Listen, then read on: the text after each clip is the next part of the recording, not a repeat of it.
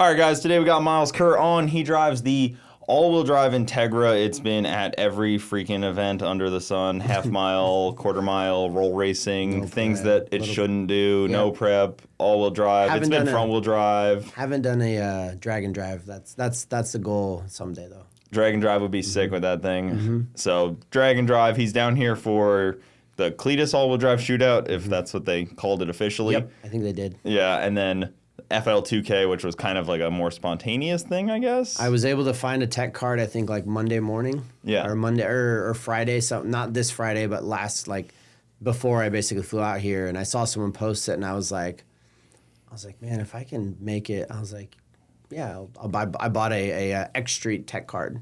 Yeah. They did allow some all-wheel drive cars in. You had to be a heavier weight and a smaller turbo than I normally ran.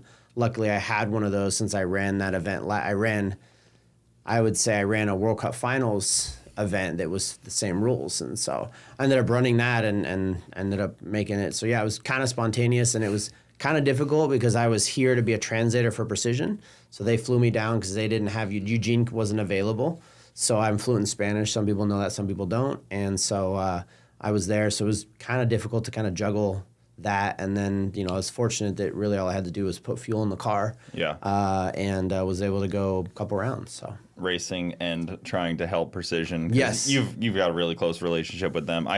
Pretty close with those guys too. Yeah. They're pretty freaking awesome. They're so helpful with turbos. And 100%. I was just talking about turbo technology on the last episode, and their next gen stuff is so stupidly good. It doesn't make sense how much of a step up that is. It is kind of crazy. I told a couple people this weekend, I've ran every turbo on my car since the 62 that had a Garrett center section back in the day, all the way to an 8083 and every iteration in between there. So a 62, 64, 66, 68, 70, 71, 72, 75, 76, 75, Gen 2, 76, 85, next gen 76, 85, next gen 80, and now 883, and a next gen R 73.9.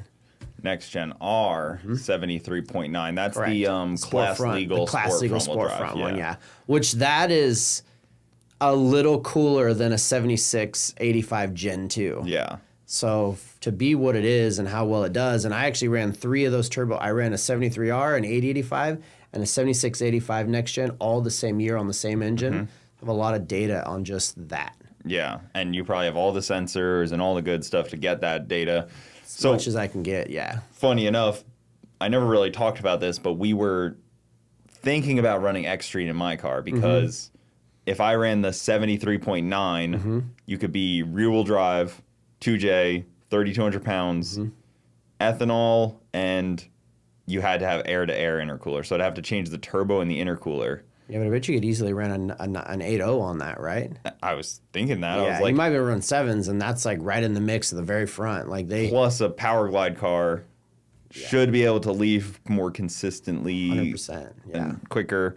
So we were really on the fence about it. That would have been a good one to try, though. You'd have really annoyed some people. I figured they would have changed the rules after that. They probably would. Lopez and I are the only ones who took advantage of this X Street because, it's primarily normally a front-wheel drive class, right? X front-wheel drive, and that's kind of always been the thing. But they, I think they did this last year, and they didn't get anything other than front-wheel drive cars. And there were supposed to be 2 other cars that were supposed to show up that were rear-wheel drive. One of them was a truck, and then one was a 240. Yep. And then Lopez and I were the only 2 that were... and we didn't necessarily run away from the class. I qualified first, he qualified fourth. There were still 2 other 7-second front-wheel drive cars. But our goal of being 1-2 didn't happen. So then instead of meeting in the finals, we had to meet each other in the semifinals. So, which was all still fun. I didn't think I'd make it as far as I did. I'm just happy that I'm here racing. So yeah. His car's super stout too. It is. That thing's a weapon. It's a weapon, and he's a weapon on the tree and everywhere. Yeah. He did.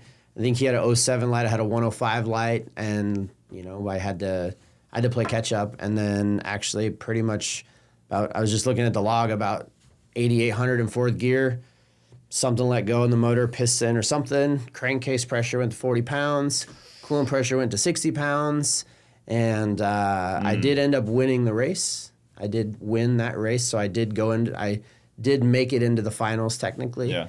And as we were coming back around, Damon was like, hey, we should go to scales just so you can, get in the finals. And Lopez is there, and I talked to him. I'm like, why don't you go to the finals? I'll bypass the scales. You go to the finals. Just give me some of your winnings when you win, because his car was the car. Like, it was going to be him or me. You could have just given it to You could have just given that race to the other guy. I could have just given the race to the other guy. I could have just rolled up there and fired. I could have given it to the guy. It turns out they ended up calling the race, so it ended up being a split pot, which could have been my split pot. But Lopez and I forgot about that. Lopez and I did have an agreement, so he's actually splitting some with me. So it's this way, two people win instead of one people. So and you hurt the motor, so it's nice to get a little kickback. Exactly, yeah, because it's not probably going to be a cheap fix. Like I don't know what happened yet. I just know that I have a bore scope of the cylinder and the wrist pin's not in the right place, and then there's no holes in the motor though either. There's no holes anywhere in it. They're rarely not cheap fixes. Yeah. Like, I was watching when they did World Series of Pro Mod one year, and they also added front-wheel drive class to it. Yeah, I remember that. And I was talking to Wade, who runs the track, and he's like, I've been doing this a long time. I've never seen full motors in a trash can after like one or two passes. Yeah. The Honda guys were just literally throwing motors in the trash. Yeah, that's pretty bad when they're like that. Yeah, I think that's bad. I mean, I think there's always an expiration date on stuff, and I feel like what I just went through, I think it's an expiration date because that motor's been in there since April, and I've done 7 or 8 events, 20 to 25 passes on it, and it just out of nowhere just let go, and I haven't changed anything on it. So I did check bearings before I came down here. I looked at everything. Everything looked pretty good, so I'm like, I'm going to go, and I didn't have any reason to believe that I'd have a problem, and then here we are with the problem. So. You think it was making more power down here at sea level than I don't think so. Your kind of elevation? Based on what I'm seeing, it wasn't making any more power than I normally What did it see. run? I mean, I ran a 785, 186 at 2,750 pounds. That's crazy how much more mile an hour you have than me running that. Yeah. You're probably, 175?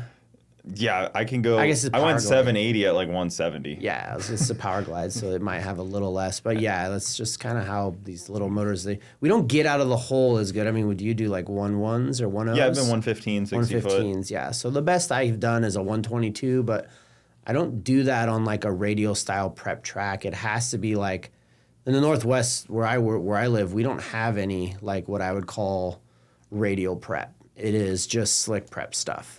So, and I've out 60'd everywhere I go in the Northwest. I can 60 better than anywhere else I go in the USA. And I think it's to do with the prep style. Like I don't chatter the front tires like I do on a radial prep.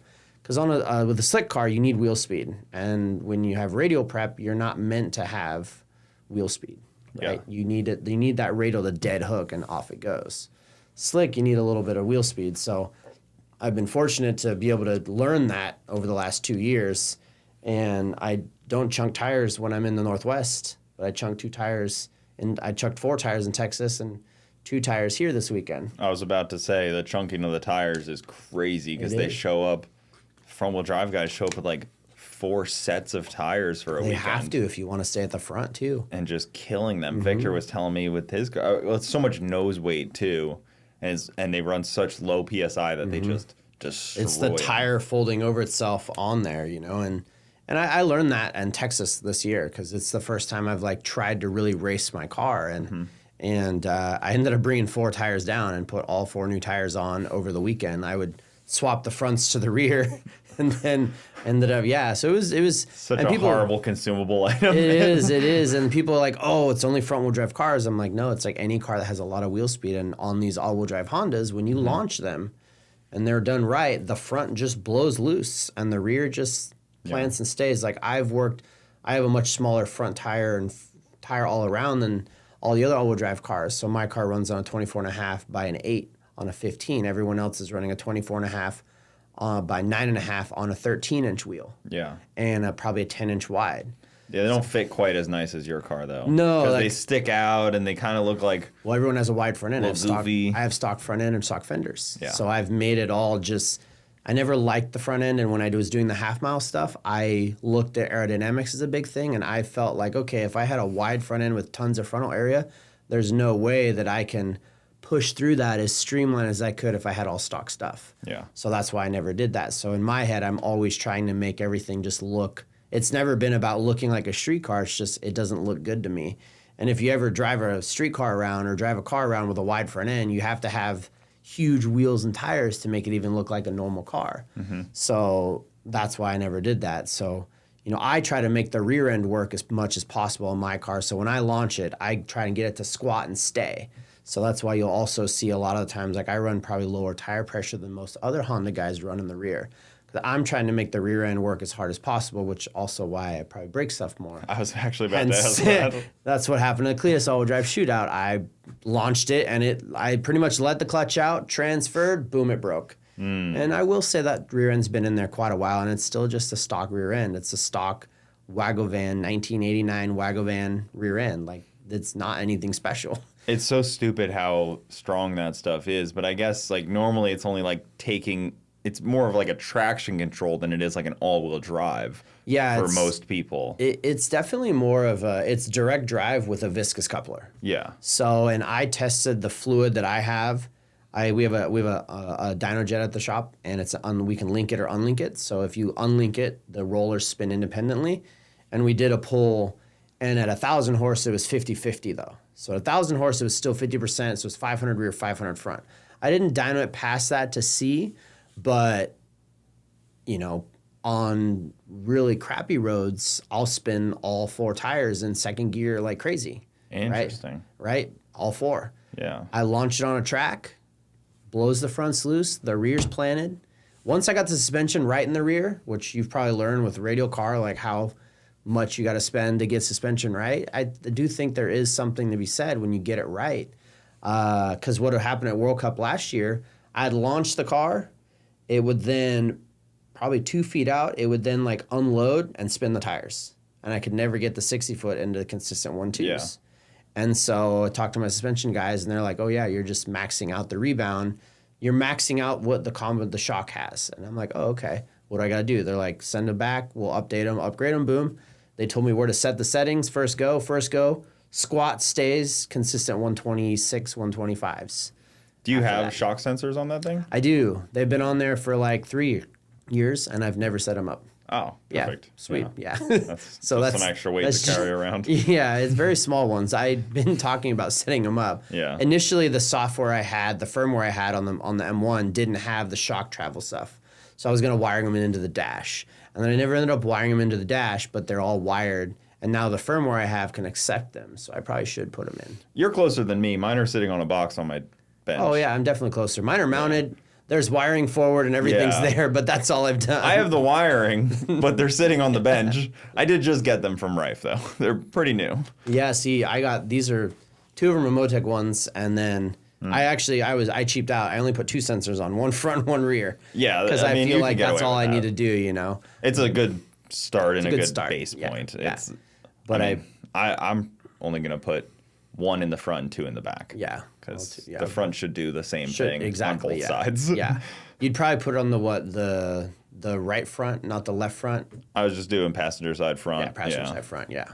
Also with the wiring kind of goes there anyways, so. Yeah, it makes it easier there. There's always compromises on cars too. You only get so many inputs and outputs or like. Yeah, and you're on I'll take a Elite or a Nexus? Nexus R5. Nexus R5, yeah. We've done quite a few of those. They're cool. So you have a lot of inputs available. As of this weekend, this was my first weekend. Okay, on it. cool. Yeah. It didn't have any wiring 2 weeks ago. Okay.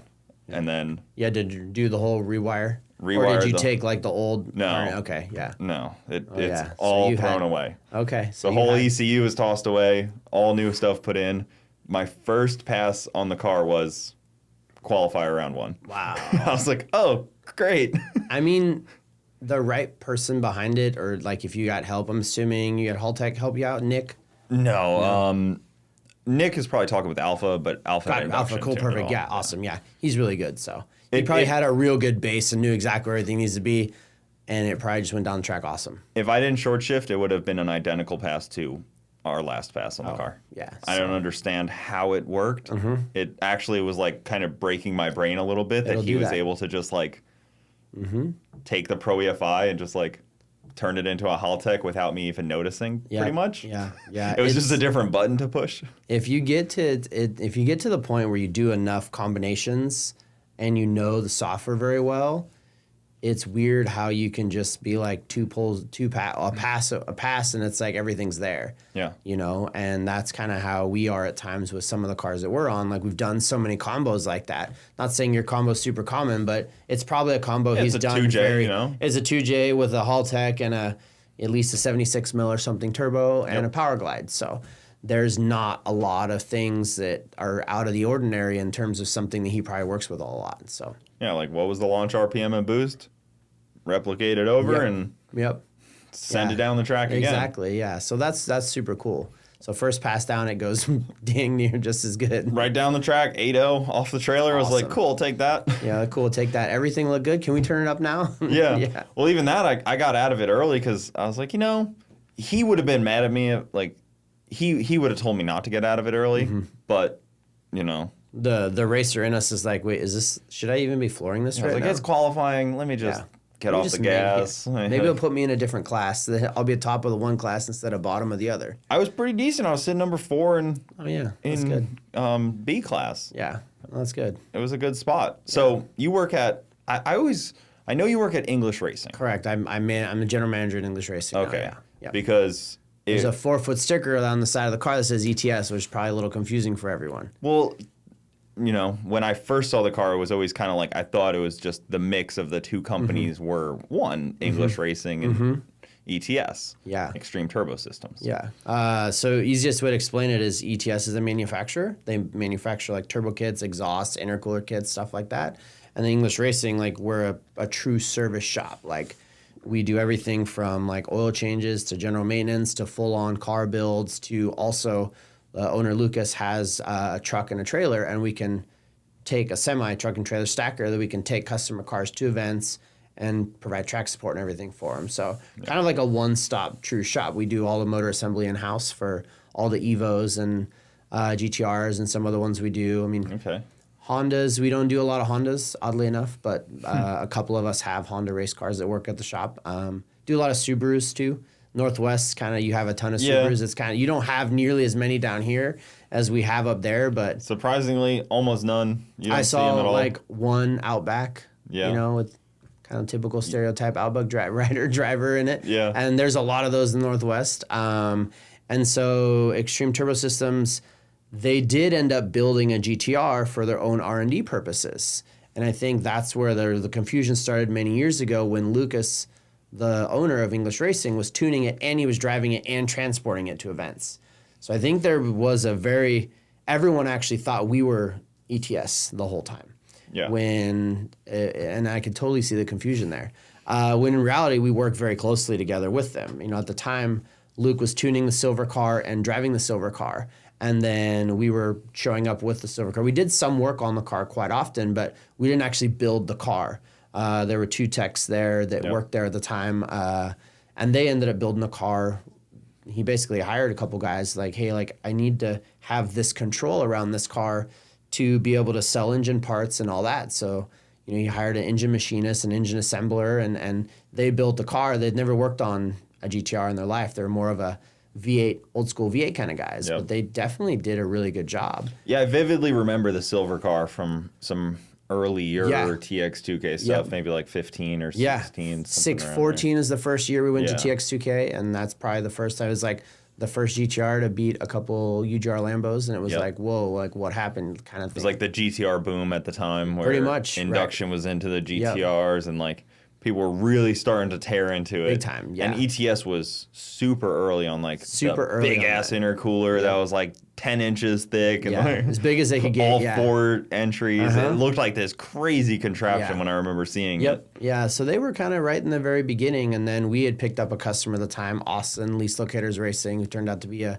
crazy scammer and like scammed my boss Lucas out of $250,000. You know, my boss is... I think I remember the documentary on that one. Yeah, my boss, his dad had passed away, and he inherited some money from it, and this guy was such a good talker that, like, wouldn't have ever thought, right? Yeah. He's like, he's got 4 cars in the shop that we're building over the course of a year.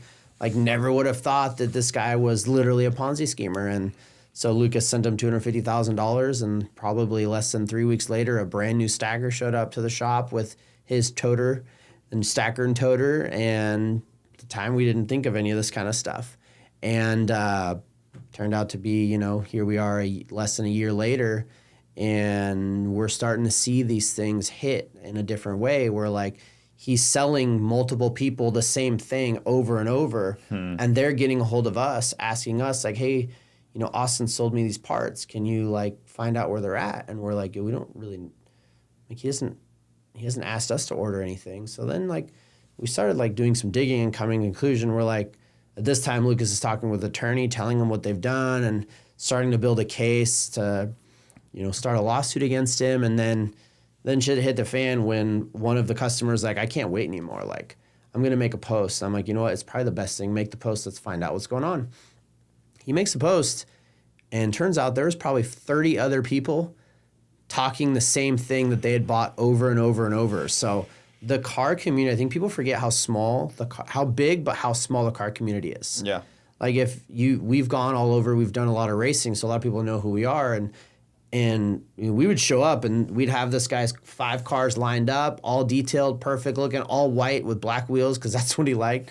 Pearl white with gloss black wheels. And like we made this guy look like a rock star. So who would ever thought that this guy turned out to be what he was? Yeah. And it was on the side of your car too. It was, yeah. He had sponsored me, I think, $5,000 or $7,000 one year. Yeah, I remember seeing it on the side. Yeah, least look LLR racing, and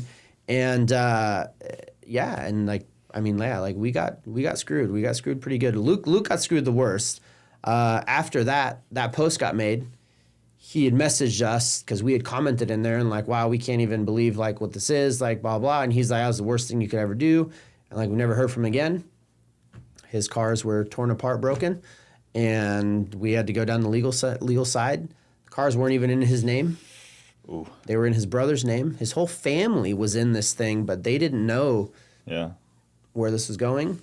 And the owner of the toter showed up one day, sadly, and we had no reason to keep it there. Yeah. So he drove the truck and trailer out, which just happened to be his wife's father's name. But his father, her brother, had the same name, so he came up to pick it up, and cops showed up we called the cops and went through that, and in the end we ended up having to buy the 2 GTRs from the bank because they were going to sue us for keeping the cars. So we ended up buying 2 parted out GTRs for $90,000 that were shells at the time. Ugh. So we ended up buying those. Then we had probably $50,000 in attorney fees. Lucas has a lawsuit against him, a judgment for $700,000 with all the restitution stuff, but you can't really get anything out of it. I mean, it's a judgment that's good for 20 years, and I hope that he eventually starts going down that, because we did find recently some stuff on the guy that, he's actually seemingly has, I don't know if he has any money, but he's sure looking like he's doing pretty good. So who knows who else he's screwing over, unfortunately. So he's not in jail? Oh, no, he's not in jail. No. Did he ever? No, not that we know of. So he scammed millions of dollars out of multiple people, like over a scan of a couple years. Man. He scanned millions out of tons of people, and he just clearly didn't scam the wrong person because nobody shot him or tried. That was my thought. I was like, how does this man just walk free and none of these people? It's sad. It's sad how, what this guy, I mean, this guy was like, we considered him like a really good friend at the time, like, right? Like, to then like just be that bad of a person, like it's pretty sad. Like, what was Lease Locator doing? So what was his business? That was the only business that was legitimate, was actually Lease Locators, which was a partner that he was with. And it was actually her company, and he had invested into it.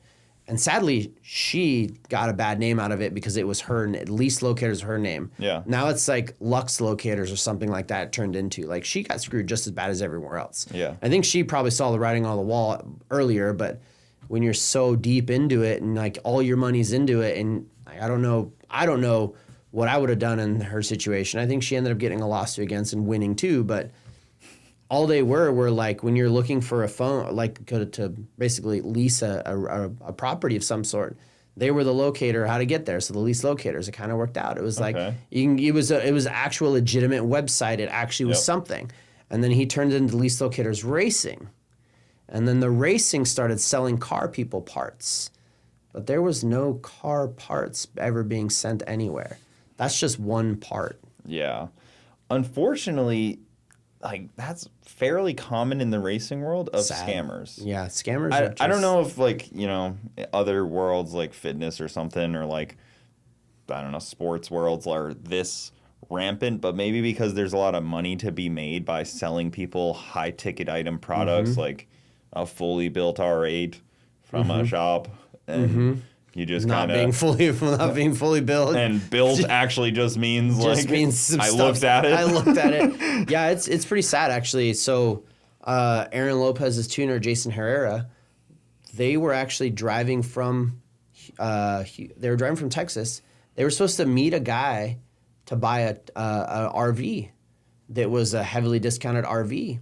And the guy was trying to get him to send the money. And he's like, no, we're going to be driving through. We're going to pick it up. And the guy's like, all right, cool. Like, no problem, blah, blah, blah. See you guys tomorrow, this and that.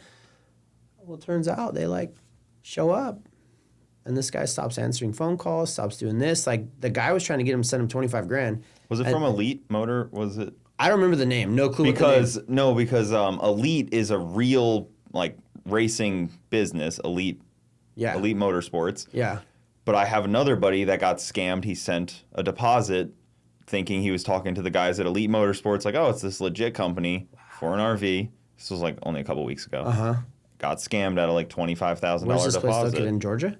This one was in Texas. Okay, this place was up in Georgia somewhere. Similar deal. He sent a deposit and unfortunately didn't get it. He showed up at Elite Motorsports and nobody knew anything about any of this because they didn't scam him. They were like, somebody's using our name. Oh, that's rough. Yeah. It wasn't, I don't remember the name, but it was somewhere in Georgia. And they drove right to the address, which was a legitimate RV place. It was selling RVs. But that guy wasn't there. Yep. Yeah, so luckily they didn't so that was supposed to be where all of them were supposed to stay this last weekend, right? Good. Because they were supposed to pick it up on Tuesday. And then they get there and find out it's not a thing. So then they had to book an Airbnb somewhere and figure out where to stay. Yeah. Yeah, crazy. Oh. Yeah, it's rampant in the car world, unfortunately, and probably because there's a lot of money in the car world, and there's money to be made, and there's emotion involved in cars that aren't involved in everything else. People get emotionally attached to cars. Yeah, I try not to be. I know that feeling. Yeah, I'm a little attached to mine. So I figured you were because you've had it for so long. I actually specifically bought that Camaro because it was just an outlet to race. I was like, this is just a tool. I just want to race and.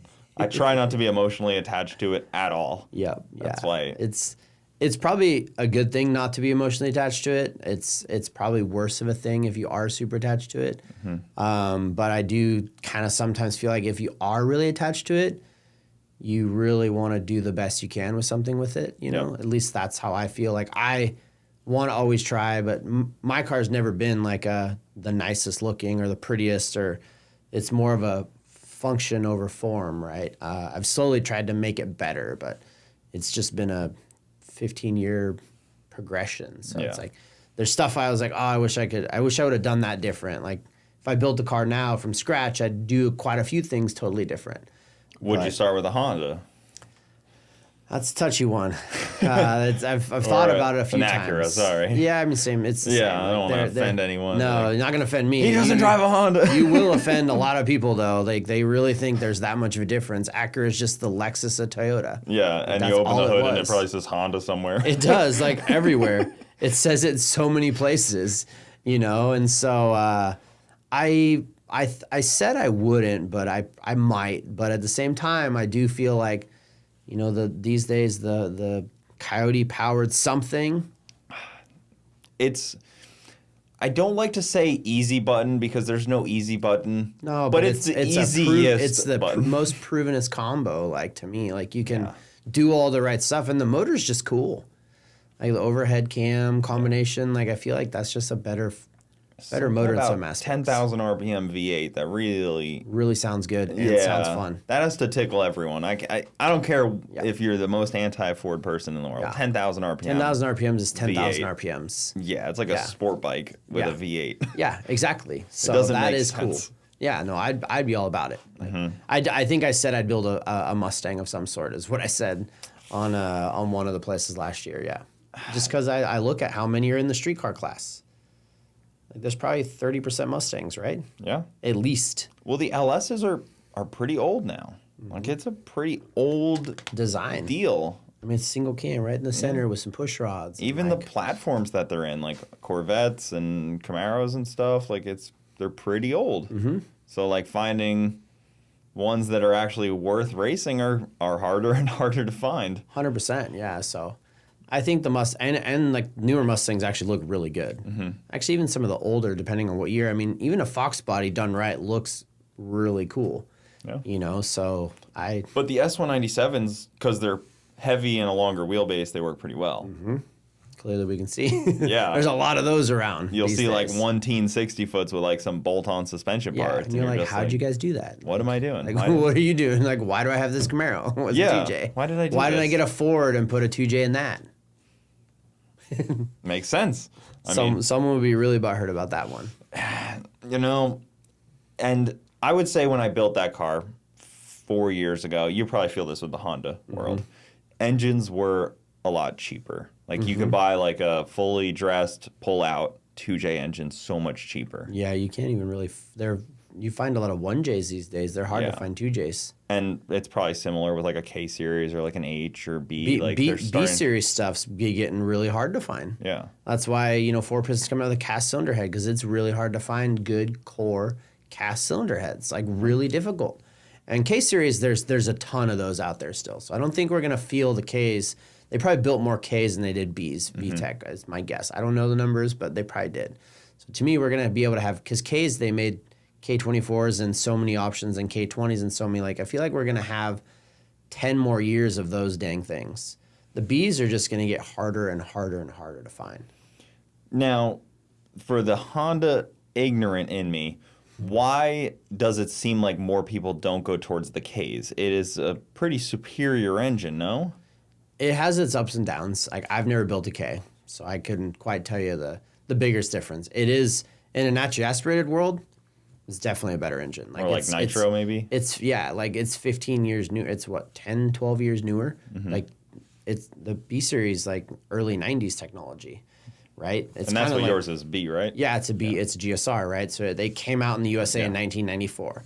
Well, 10 years later, you'd think they'd be able to come out with a better motor. And yeah, it has its ups and downs. And you can see it. Like in the all-motor world, the fastest stuff is pretty much always a K. Like there's no doubt about that.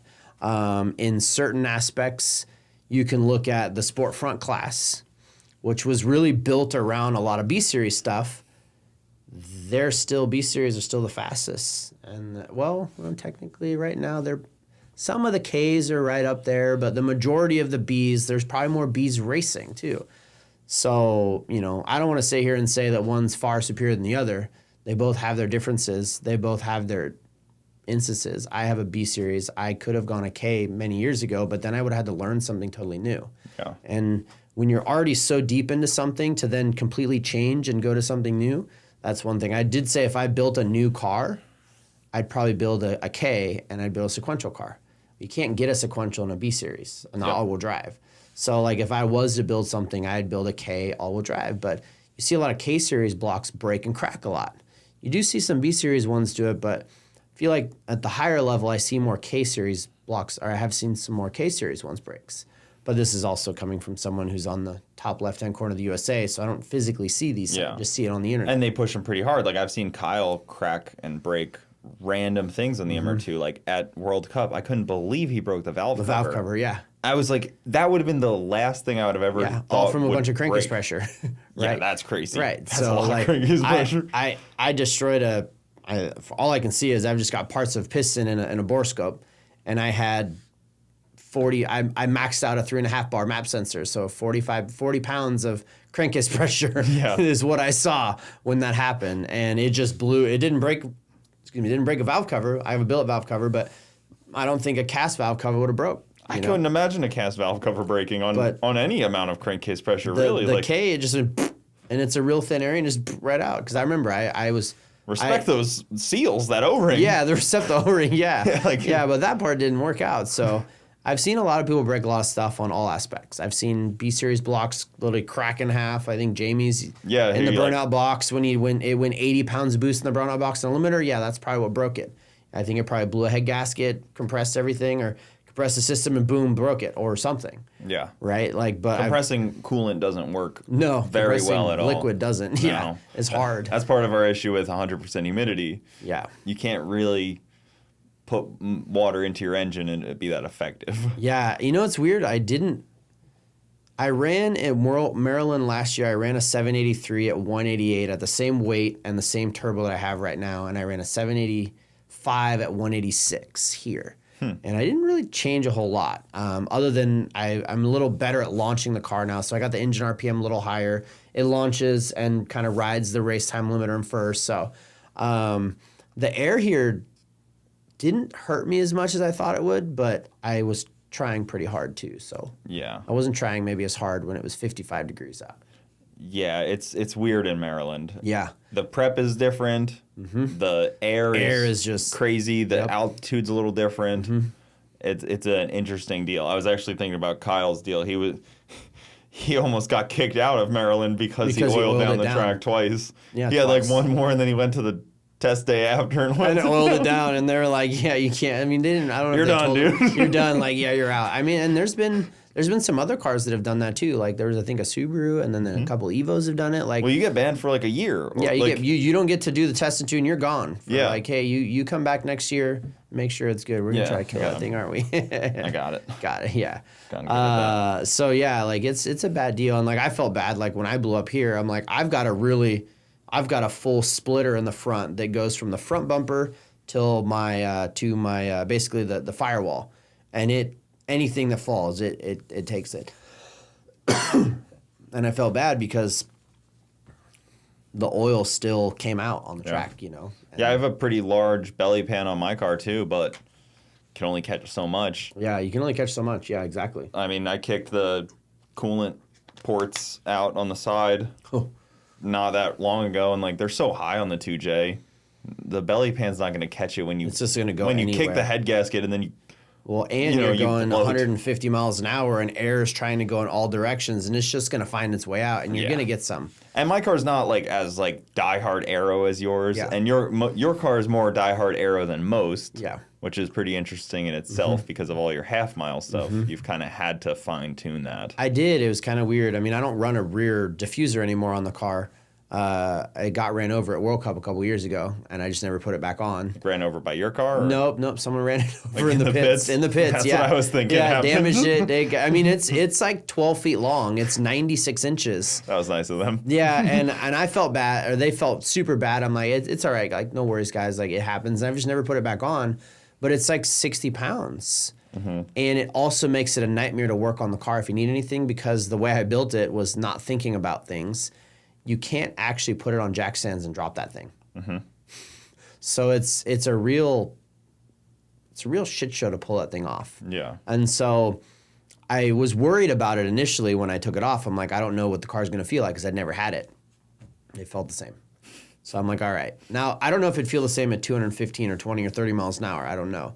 But it felt the same. So I was like, well, I'm just going to keep the weight off and keep that off. Well, also, like, you know, I spent some time in the wind tunnel, which was pretty cool. And I'd love to do that someday. Educational. Yeah. But the amount of time in a quarter mile you actually spend at that speed versus the amount of time in a half mile you spend at it. Yeah. It's like a blip in a quarter mile. But then half mile, you're just kind of holding on, hoping the engine doesn't let go. Exactly. I was just saying, hoping that this thing doesn't decide to destroy itself. Yeah, you got all the time to think, and you're just like, then you start kind of thinking about it. You're like, oh man, like the first time when I went, I think when I converted the car to all-wheel drive and I went 215, like my first pass out, I actually pulled the chute early because so many things was going on. Yeah. Right. So like I felt the car kind of like lifting the front and like just not as smooth as it normally felt it. The steering column decided that it's still a factory adjustable steering column. Well, it dropped in the middle about 210, 50 miles an hour. Yeah. Right. So that happened. I saw something like fly out of the hood. It wasn't anything big. I just saw something. So like 4 or 5 things happened all at once that I just like yanked the chute, pulled it. Look at the log. I pulled the thing at 223 and it's still in 215. So I know the car was in 220 plus, right? And then I saw some pictures of it down at 200 miles an hour. The whole back of the car is squatting and the front of the car is lifting up. Well, when I made it all-wheel drive, I lost a couple of mounts for the actual diffuser in the back. Well, the diffuser actually sucked down because it's not made out of aluminum or anything. It's Alumilite, so it's like corrugated plastic with a very thin piece of aluminum on both sides.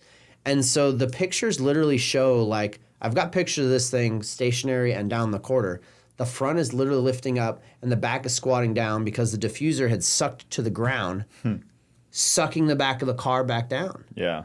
And the front, the vent in the hood, because I have a vent in the hood for aerodynamic reasons, I learned years ago that if you have a big opening in the hood, or in the like a big intercooler opening, and you have a very full closed splitter like I do, air has to come in, but it also has to find a way to exit. And I learned the hard way that at about 185, it tries to exit and pushes the entire splitter into the ground. So the whole splitter was bent and broken at the end of a pass. So I put a hole in the hood because what comes in can find its way out fast. Yeah. So I put a hole in the hood. So that thing was like lifting up like this because the whole front end was moving upwards. And a bunch of things just all happened that, like, in pictures and sequences, you're like, wow, that's really cool looking. So it's just, and then like last night when I broke the motor, the negative of when you have a hole in the hood, it ends up right on the windshield. Yep. You don't see a whole lot. Yeah. So. Or if you don't have the hole in the hood, you end up with the hood on the windshield. Or that, yeah. So like, a lot of little things. So I kind of learned, I worked with a guy who was really good at aerodynamic stuff, professional awesome. His name's Mike. And he's like, do this, do this. I built all this stuff. Like, it was all kind of theory. I dreamed about having the car in a wind tunnel once just to see, see where it was at. Because I do feel like as a frontal area car, like, it really does have the smallest frontal area of any drag Honda out there, just because of how streamlined the car is. And it not being a hatch makes it. Yeah. I could be wrong, but it seems more streamlined. It's definitely more streamlined. I think the hatch doesn't have as much roof, so it doesn't have as much wing downforce. Yeah, again, I don't know. I think the argument is that the hatch may be a little more aerodynamic. I think the Integra, the reason why a lot of people don't use those as much is they're heavier, a heavier car to start out with, no matter what. So, like, I think Wes Spry had an Integra back in the day, or 4 or 5 years ago, and then it was front-wheel drive really fast. And then he went to a hatch, and he said the hatch might be 100 pounds lighter as is, so that's 100 more pounds you can put where it belongs to meet weight. You can't do that with the Integra because of just how heavy the car is. So that's probably why you don't see a lot of fast front-wheel drive Hondas that are Integras, because they're already a heavier car to start out with. There's not that many hatches to begin with in the front wheel drive. Like Jamie has one, but like Jamie's a coupe. Not hatches, coupes. Yeah, There's coupes. not as many coupes in front wheel drive. I would say coupes. They're all hatches for the most part. Coupes and Integras are very similar weight probably and everything. So there are a few, but there's a sea of hatches and a couple of the other ones. Like I'd imagine Honda never really thought about wind tunnel stuff when they designed them. They did because for mile per gallon, exactly, which is also why the hatch is one of the better options, because it was the most, like, the VX hatch back in the day got like 50 miles to the gallon completely stock. Well, then there's that Insight. Insight too. You could use an Insight. Insight too, but then like all the suspension's different on one of those because it came out later. So then it's like you have to learn all of that. Yeah, like there's actually so those are like a totally other thing. And then they cover the wheels. Yeah, I wanted to do wheel covers years ago. Like if you actually look at my car, down the side you see these side skirts, and then there's a little air deflector that deflects the air over the tire on the back. So there's a lot of little subtle things. If you stare at the car, you can see. Well, you can look at like other forms of racing. Like time attack, like hill climb would probably be one of the good ones to look at. Giant friggin' front diffuser, like steps and giant rears and stuff. Airfoilers and stuff that kind of run them around. Yeah, there's a lot. Or you look at like F1 and it's that's the pinnacle. The F1 is the pinnacle. And you look at every little thing they do and you're like, there must be someone spending a lot of time to figure out that little, just this little ramp right there did this much to put it on a car. Well, like if there's like they have like a bumper to bumper accident and like a little bit of Aero, it's like he's 2 seconds off his like you lose the front thing. And that 2 seconds is like a lot. I know, but like they're huge. It's like a huge difference from like one little damage. Yeah. I remember like the floor, the bottom they were talking about on the Ferrari was all custom, and then it crashed and they immediately showed it. Yeah, everyone's like, ooh, okay, yeah, we learned that. Yeah, there's some like shark fins looking things on there and all kinds of. It's crazy. What they do is like the pinnacle of like aerodynamics. Yeah. You know, or like, you know, actually you start looking at like, semi trucks and how. Like the old looking Peterbilts, how much worse mileage those get than a fancy new streamlined looking one like a Kenworth or not Kenworth, like a Volvo or something. Like my boss, Lucas, he has an older Kenworth, like a 14, and he's like, yeah, like those get 1 mile per gallon less than my truck as is, no matter what they're towing. And over hundreds of thousands of miles, that's a lot of money. Yeah, that's why they have those big-ass goofy things on the back of a lot of the semis. Yeah, you see the ones that have, like, the comeback and they look, that's one part of it. But, I mean, if you add that thing and suddenly you're getting a half a mile per gallon better. Quarter mile per gallon better. Like all of that's a big deal. So that's with, like, the Teslas. That's why they're so aerodynamic because they get so much more range by just being aerodynamic. Exactly. And they're one of the better drag coefficient cars 100% across the board. Like, everything, mostly because of the floor and no grill. Exactly. Kinda saves them. There's no air coming in, right? There's just a little bit. So like, you know, like I've always been told if air comes in somewhere, it has to find a way out fast. And the faster it finds a way out, the better it is. That's why I put this big, huge hole in the hood. Yeah. And then the hole looks like an Evo hood. Like it has a little ramp to it. So like as air comes out, it actually creates and pulls air out of the hood. Not just the air coming in, but as the air goes over the hood, it's literally sucking. I have like a video. Back in the day, I put a like a smoke bomb in the intercooler and sprayed air over the hood, and it literally sucked it all out from the intercooler. It was just cool little things I did. And then I put soap all over the car and drove it down the road, and like you could see all the little streams of it going down. So I did a bunch of weird stuff back in the day, just looking at how things were. Yeah, because there's so much to be gained there on, especially if you're like class racing where like the turbo size is your limiter. Like for me, okay, you're in street car, like there's not really. You're not limited by like power. Yeah. So it's to go for the low hanging fruit like that of like Aero doesn't really make a whole lot of sense.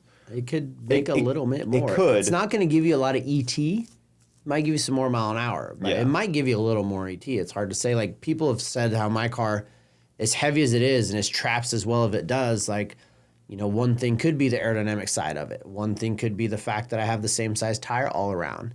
That I don't have a viscous fighting, I don't have a front to rear tire difference fighting itself down the track. There's a lot of things that people have said because like my car isn't a heavy car for to be trapping, what it does, right? Like this weekend it was 2778 on the scales twice and it trapped 186. Well, if you take the power to weight on 186 at 2750 and you take the power to weight of a 2,400 pound car, the front wheel drive cars at let's say 191 or 2, my car would be showing it makes more power than the front wheel drive car. Yeah. Obviously, it's going to back half more because it can't put the power down easier in the front.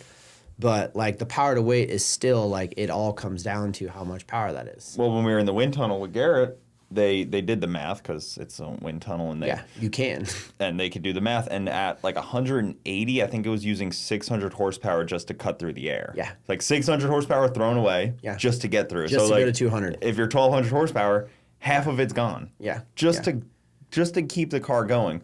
But, you know, you're only at 180 for a little bit. Yeah. So it's a sliding scale, of course. I guess when he gets the new body, it'd be interesting to really, you'll be able to really see. See it in the wind tunnel again. Yeah. And then, and I calculated like, you know, our Evo that we race, it can make the same power as the Honda, right?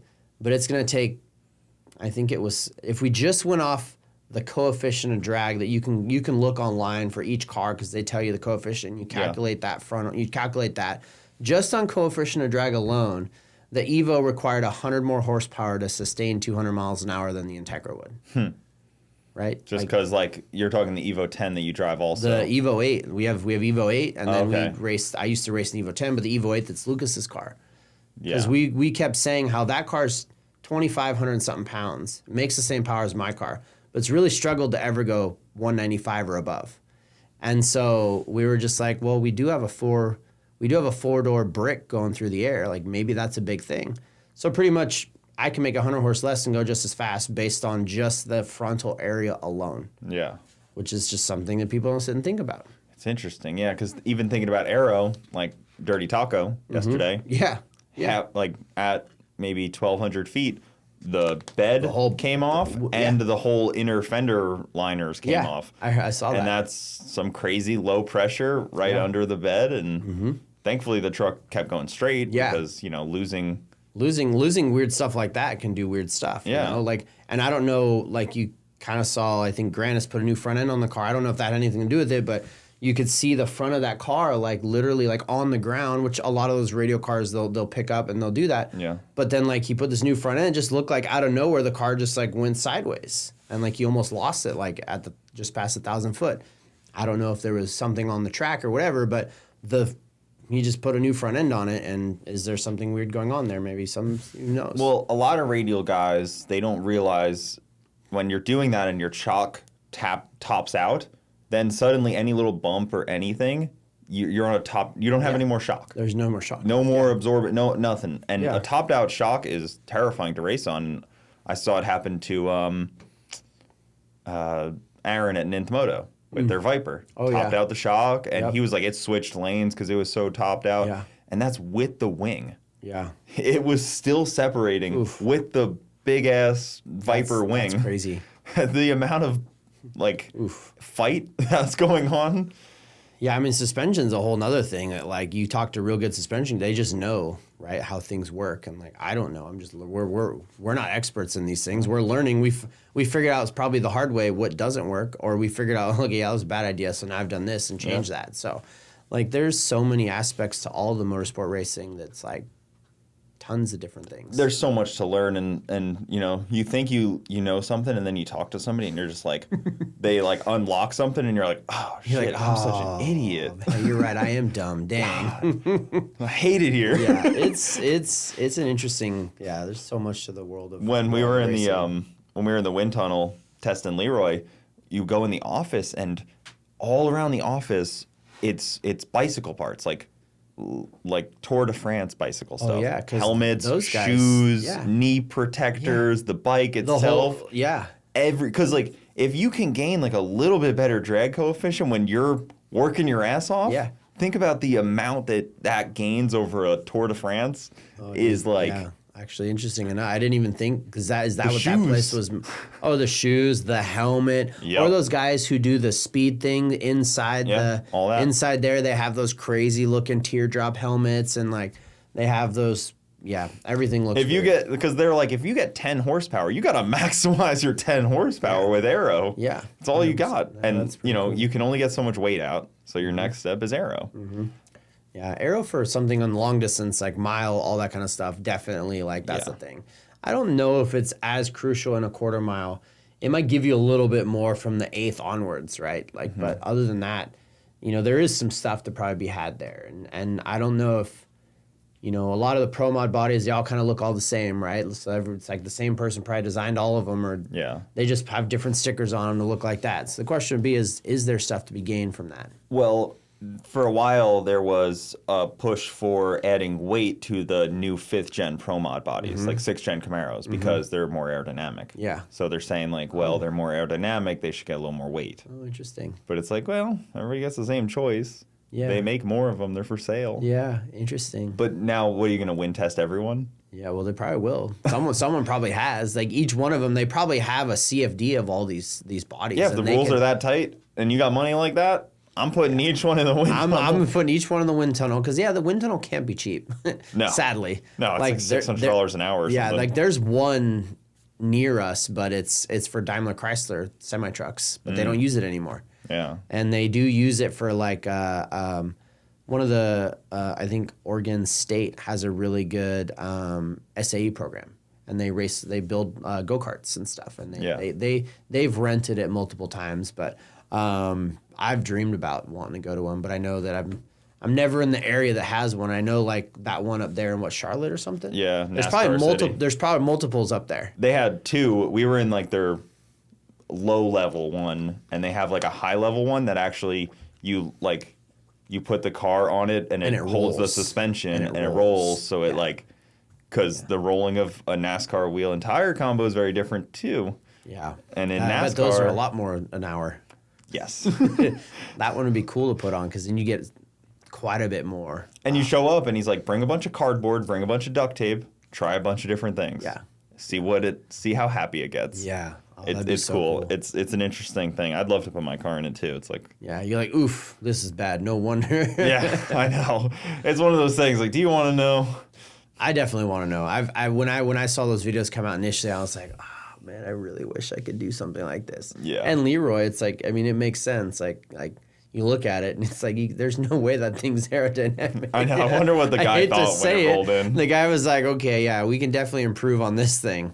So it'd be really cool to see like practical, like if he does some, it'd be cool for, and I don't know if he'll do it like this, but if he did like back-to-back passes, like here's this and that, boom, we don't change a single thing, then we put the body on. Like obviously fit the body, get it set up, get it on there, and then the body goes on. It'd be interesting to see like, yeah, like actually this gained us 6 miles an hour, or it gained us nothing, or because you're adding weight backwards at the same time as you're adding aero. Exactly. And there's already weight in the back of the car, so you probably still, to get a real good test, you'd want to move weight still, but I get what you mean. Yeah, I mean, you'd want to do back to back. If it's just adding kind of weight everywhere and it's equal, I don't know if it's going to hurt it. And obviously, if you're adding 100 pounds overall and you just go as fast or go a little faster, then you're like, okay, yeah, this is definitely really good. If you then lose and it doesn't go any faster, then you're like, well, this really didn't do anything to us. Yeah. I don't know. It'd be cool to see if that's how he's going to do it. I've always liked some of the half-mile stuff because it brings out cool stuff. Like, I always liked Morris Malone's car. Yep. So Morris is a local guy to us. Always one of those cool Corvettes to see because there's not many rear-wheel drive, fast half-mile cars. And that one always stuck out to me. It was like, that's badass. I mean, it took... I was just talking to John Reed, the guy who tunes the car. He's local to us. That's a badass. Yeah, he's local to us. I have his firmware on my car and stuff. So okay. He's like 35 minutes from us. Consider him a friend. So, and he was like, yeah, he's like, I'm like, you guys going for the... He's like, yeah, of course, we're always going for it. He's like, but it took us 4 years to gain like 7 or 8 miles an hour from where we were at. It might take us a little more time. He's like, yeah, the car has the potential to do it. But like it, I'll never forget when Morris Malone had a twin-charged ZL1 back in the day. It was turbo and it was, I think it was rear mount and stock blower. And he's like, oh, we're going to go 200 right away. And that was the joke. I was like, hashtag forever 200 and never went 200 until, it got a huge revamp, I think, where it went. It ended up going like 210 or something like that. But the first half mile Morris ever went to, he's like, oh, we're going to go 200 like nothing. I think I was going like 180 something. Yeah. And I'm like, it ain't that easy. Like, we don't see these cars do it that often. And the way you point your exhaust is more important than people think, too. I think it does come to be something, yeah, because, I think Tony Palo talked about it years ago when he first put the hood exit. He's usually 10 years ahead of everyone. Yeah, this was back in like 2008 when he did this. He said when he put the exhaust out the hood, the exhaust pressure actually dropped down the track than it did when it was down the bottom. Which, someone like Tony, who's always has tons of data, he would see something like that, right? So that, a lot of them go out the hood now. And that was something like from we're talking 2008 or 9. Yeah. So yeah, you can, how you shape them or which direction you go, like, does it keep the front end down a little better at certain RPMs? Does it help actually accelerate the back? Yeah, there's probably tons of little things. Well, again, you look at, Top Fuel, there's a legal angle on the zoomies. You can't face them. Can't face it anymore. Listen to that. And if they bend too much, I've heard of people getting, because they only get so many passes before they're bent. Yeah. So if they bend too much, DQ'd. But you can't face them backwards. So, people always argue like, oh, there's no pressure.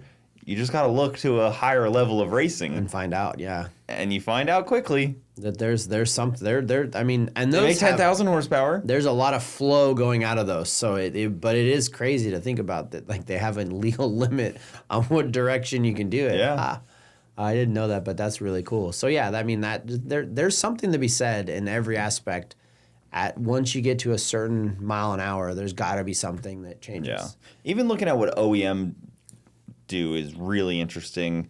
And then like the higher level of like a Bugatti or like a Koenigsegg, like what Christian does with his exhausts is always like, oh, he must know something. What's he doing you look back at there? like the OEM like under trays and inner fender panels and all of the air, like looking at like a I'm going to say like a stock Evo 10, right? Like it has all plastic undertrays for the front undertray. And then it has like this little hump that then flows air directly to the transfer case itself so that it cools the transfer case, right? And just you look at all these OEM cars and like that have all the factory undertrays, and the newer the cars are, the more complicated all the bottom end of these undertrays and the flat bottoms of the cars. Like they're all more flat bottoms now than they used to be 20 years ago. There's something to be said about aerodynamics at all times. They've become a lot smarter. So, yeah. Have you ever gotten anyone angry with the name of your car? I don't think so. I feel like it might just be lost on a lot of people. Maybe. I don't think. It's Gringo, for anybody that doesn't know. Gringo, for anyone who doesn't know. So, like, I grew up in the Dominican Republic. I lived there from the age 11 to 18. And if you've ever been to any Latin American country and you show up there and they know you're not from there, regardless if you're white or whatever, like they call you Gringo. And so I was called Gringo the entire life down there. And it's like wasn't called by my name ever by any of my friends. Hey, Gringo, Gringo, acá. Like the whole time, like my entire time living down there, very rare did any of my friends call me Gringo. So I've never been, no one's ever said anything about me, but I have read a couple comments on a podcast I did with Street Alpha, I think, that people were like, that's just great. Like they said something about it being, but in general, no one's actually said anything to me personally. Like nobody's been offended by that. Cause like the old thing was like green go of like the military that showed up. They're like, get out of here. We don't want you here. Like Gringo, get out of here. Like we don't want you here. That's what I was told. Like I get it. Yeah, I understand why, but I've never actually had someone say anything. So, and then obviously the Tegra side, so Gringotegra was just like, I think I said it recently. I was like, all it was a sign-in name I made on Honda Tech in 2005. I was like, I was a Gringo, and that's what I did, or that's what I was. And then I had an Integra, so I just put Gringotegra. It's funny because like Rob, his tuning name. Green Go. Yeah, I think I was around before Green Go. I'm the real Gringo. And then you got El Gringo, the guy from Texas with the truck. Yeah, Rob, who tunes at Induction Performance, also has a Green Go. Yeah, it's a little different, but it's funny. So, but yeah, like and then he probably was called Gringo because he was probably around all these the Latin side. You know? I don't want to just say Dominicans, Puerto Ricans. Like he probably tunes a ton of Latin American, from everywhere. Front wheel drive cars tend to draw in more Hispanic people. Latin American, and that's not an offensive thing. It's just like rotaries draw in Puerto Ricans. Mm-hmm. I don't know what it is. Yeah. Actually, the Islanders love Hondas too. It's crazy. Like all the whole Islander down there and stuff. Maybe because they were easy cars for them to get cost wise, and that's they just turned out to love them. I don't know. But the rotaries being like a Puerto Rican thing is just like wild. It's Puerto Rico and Australia. Yep. That's like the two. Us in the USA, we're like, we don't really care about the rotary that much, The only person I know that like builds and races rotaries, Mike Vargas, Puerto Rican. Yeah. I'm like, was this just like ingrained in you because he didn't grow up doing it? He just like, it just found him, I think, and then he started building them. I was like, all right, I guess that makes sense. That is an interesting one. And he built one in my driveway one year for FL2K, as a rotary guy does. Yeah. You have to do that. And when those things break, they're broken. Like you just pick it up and you put another one right in. It's not like you're gonna rebuild it really easily right there. One guy was telling me, he's like, yeah, like I used to blow it up at the racetrack, and I would like pull it all out. I'd throw my belt around it and just kind of like lift it up. Yeah, because they're not big motors. No, if you got like a 2-rotor, it's easy. Not. Yeah, 3-rotor, sure. Like we got a whole nother one. And a 4-rotor, that's a whole nother story. But 2-rotor, not very difficult. Yeah, once you get to 4-rotor, you're like, all right, that's a baller. That's a baller. Like 2-rotor, you're like, all right, Yeah, 3-rotor, you're like, okay, you're cooler. 4-rotor, you're like, you definitely spent a lot of money. That's baller to get to that. Yeah, that's like next Rob level. Dahm kind of stuff. Mm-hmm. So what's next with your car then? Where is it going to? You going to World Cup with it? Yeah, hopefully, yeah. Just broke, but sorry, I do have no. I do didn't mean to poke at that. I do have another motor in process right now, so I already had. The plan was to go to. The plan was actually going to be that I would just go home and replace rods and pistons in the current motor before it broke. Mm. I best to do that usually. Yep, that was going to be the plan until it actually broke. So now it might need more than rods and pistons. So I have close to. So Texas, I started Texas with a new motor, with the billet motor and everything. So I did all the roll racing and then all the eliminations, set my best at a 750, 195. I lost 80 pounds of fuel pressure in middle of fourth gear out of nowhere. It was just about to hit the cut, but it was 500 milliseconds. Maybe I should set it to 200 or 300 milliseconds. Yeah. Right before somehow fuel pressure came right back. Like things in my head, I still don't know what happened that day or why it did what it did. Right after that pass, like I noticed, like I popped the hood and I'm like, and I cranked it over, and you listen to your car, like we got a down cylinder, I could hear it. I'm like, all right, something's not happy, and then I like popped the hood and like the catch can exploded out, right? And I'm like, okay, and this is like a 5-quart catch can, like it's a 9-quart system total. Catch cans don't belong under hoods, also. So they say, yeah. They only become a problem when the engine's a problem. Yeah, they engine's belong never. in the... That's what they say. I'm okay leaving it in the front. So when it happens there, it's like, okay. I'm like, something happened. Drove it back to the pits, got it home. Didn't actually just have the clear view in it. So I put the clear view in. I could see, I'm like, ooh, should the bearing in here. Like, let's not fire this thing up in again. Something's wrong. Got it home. Cylinder 1, which is the first to get fuel, literally pounded the bearing out. This close to spinning the bearing, but didn't spin it. But yet the whole thing moved up and down. Didn't spin the bearing. Pin destroyed in that. The small end destroyed. Pin bent. Wrist pin, bore destroyed. Wow. And as you went down, the cylinders got better. Cylinder 2, not quite as bad. Bearing looked like crap. Not spun, not down the copper, nothing. Cylinder 2, much better. Cylinder 3, much better. Cylinder 4 looked brand new. My theory, cylinder 1 was the first to not get fuel and the fastest to not get any fuel. And it just had a severe detonation. And we're talking like I checked the oil filter the night before, and it was the clear view and it was spotless. So in the matter of 250 millisecond problem at 80 pounds of boost. Like 2 injector pulses. Boom. Broke, hurt, gone. Yeah. So I think I had 12 or 13 passes between the roll race and the quarter mile that weekend there. So then I had the motor redone. Hired at AR Fab, that's who does all my machining and the assembly, and Josh there. And that motor's been in there since April. And I've gone through, I think, between 20 and 25 passes now on that motor. And I did pull bearings right before I came here. And I was like, okay, these look actually the best I've ever had any bearing look in any motor I've ever had. So, and I've changed 3 things. So I went from a stock cast block to a billet block. So there's talk that the actual main line stays more in check. I changed this type of oil I used, and I added about a quart of capacity to the oil system. What did you switch to oil-wise? I switched from Redline 2060 to straight 60 weight Lucas oil. Stuff the top fuel guys use essentially. I've always used pen grade with the additive that the honey additive. Like I'm not trying to say that that's what did it. Yeah. But I'll tell you what, the stuff looked better than it ever had. So I don't know if that's what did it or what it was. We've used pen grade and driven are our 2 oils used at the shop. Like we build a lot of motors. We have a break-in procedure we do, which is all on driven oil, and then we go from driven to the pen grade for every daily driven kind of car. That's what I've always used in mine. Great stuff. Like I never had a problem. It's green when you go to like drain a catch can and people see green oil. Yeah, they think like, coolant. Yeah. Well, the Lucas oil is like not green. It's like it's more of a bluish green.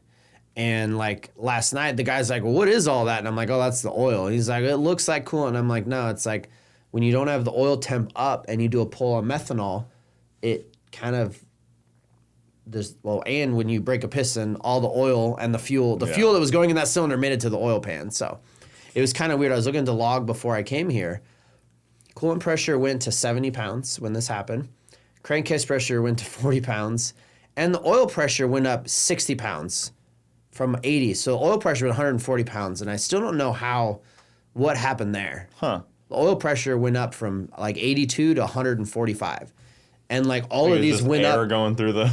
all of these went up the same time when it all broke. So like it definitely wasn't happy. Yeah. Something finally let it go. I know some guys that run methanol, and they're like more budget racers, and every night at the end of the race, they'd pull all their oil, they'd put it in like a big thing and boil all the methanol out. Yeah. And it's always so funny to watch them. Like, it looks like they're making crack. They got like this big thing boiling the methanol. You can do that out. without having to do that. You can just run the car long enough to the oil temp to get up above 160 to 70 degrees, and it burns everything off. If you have a car that you can... If you have a car that you can idle and drive for that. Yeah. Yeah. That's what I do. Like, I actually just... Methanol stays in that car year round. Like, I don't Or do you anything. can have like oil... like a heaters on your oil pan. Yeah, I do have a heater on the oil pan too. Yeah. Yeah, and you can boil it out like that. Yeah, because with the billet block, we had to set the mains so much tighter that like very tight because So of you how wanna much it cold start expands. it? I cold start it, but I don't fire. If it's less than 60 degrees, I don't fire that thing up until the oil heater's on it and there's at least 80 to 100 degrees of oil temp in it. Yeah. Even like this weekend, you know, I usually like my coolant temperature to be at a certain point before I make a pass. I wasn't really worried about it this weekend. Yeah, no, because it's like, what are you going to do? It's like 100 degrees It's when I already got in the car. 85 or 90 degrees. And exactly, like I got in there multiple times, like, and it's like 95 degrees. Yeah. And, you know, speaking of hot temperatures, like I learned a bit of a problem with my car with my surge tank system. We were kind of talking about yours. If my fuel temperature is above 100 and 102 degrees. I'm going to stop you there. That's very fancy that you know your fuel temperature. Yeah.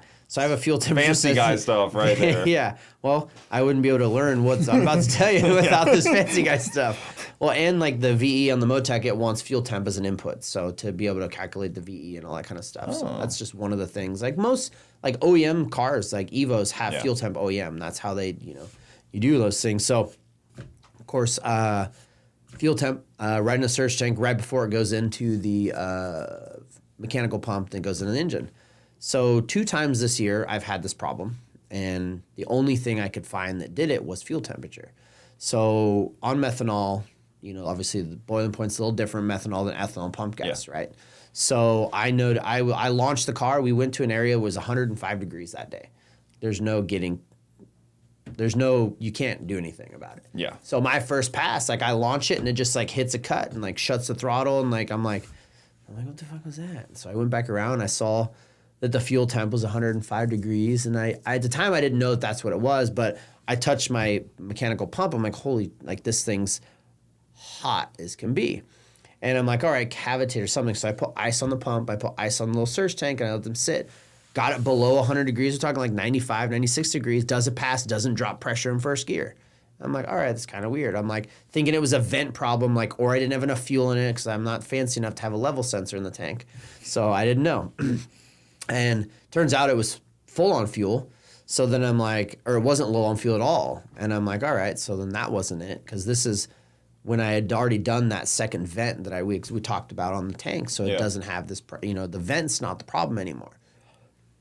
Put the ice on it, was able to do a pass, no problem. It did drop a little, but not quite as much. Like it dropped down enough to be like I lost like 50 pounds. Like I run 115, almost 120 pound base fuel pressure. So that's the base. So you add boosts on top. So, I see up to 190 pounds, almost 200 pounds of fuel pressure, which is kind of crazy to think about. It's a lot. It's a lot, yeah. It's a lot of pressure. There's a lot of pressure, yeah. So then I did that, and then everything seemed good after I was able to cool it down. I only did like 3 passes that day. Yeah. The next time we went out to race, it was one of the summer times. Right? It was like 2 weeks later. Did the same thing right away. And I'm like, I'm looking at everything and I'm like, I haven't had this problem before until just recently. And I'm launching the car harder. I'm 60 footing better. All these little things are all coming into play. But I just noticed one thing that was consistent with all of it, the fuel temperature. So I'm like, well, it must be a fuel temperature problem. And I must not have enough vent or something in there, because what's happening is as the temperature goes up, I still think there's a bit of a vacuum in the actual surge tank itself. And when the temperature is high and the boiling point drops when there's a vacuum in something. This comes from what Lucas told me when he's flying the planes. Like so because he has a Bonanza, and he's like, yeah, like this happens. And like in methanol, the boiling point's really low in general. So if you're 20 degrees away from boiling point, but you have a vacuum, that boiling point has dropped. And I think that's what's happening. I don't know for sure, but I think that's what's happening. So when I came here, I'm like, dude, it's like 95 degrees. If it said it was only 89 to 90 degrees this weekend, but man, it sure felt way warmer this weekend. Yeah, in the sun, with direct sun on the car for long enough, it's got to be hotter than that. Yeah, exactly. So like I'm like putting ice on. Like I actually put a 5-gallon pail of methanol in the cooler overnight. Put that fuel in the morning for first pass at Cletus's thing. Cycled the fuel through. Went from 105 degrees down to like 70-degree fuel temp for the first pass, and I was good. Next pass, I'm looking at, and I'm like, it's 90, 93 or 4, and I'm like, all right, we'll still good, right? And then I just, throughout the weekend, I would just ice the pump and the tank, and I never had the problem, but I was worried about the problem a lot. So yeah, like, do I need a fuel cooler now for my... Yeah, I've seen plenty of people vapor lock their fuel rails. That I can vapor lock mine. If I drive my car around on a warm day for like 20 or 30 minutes and I park and let it sit, because I have a primer pump, but the primer pump feeds the surge tank, but nothing feeds into the rail after the mechanical pump. Yeah.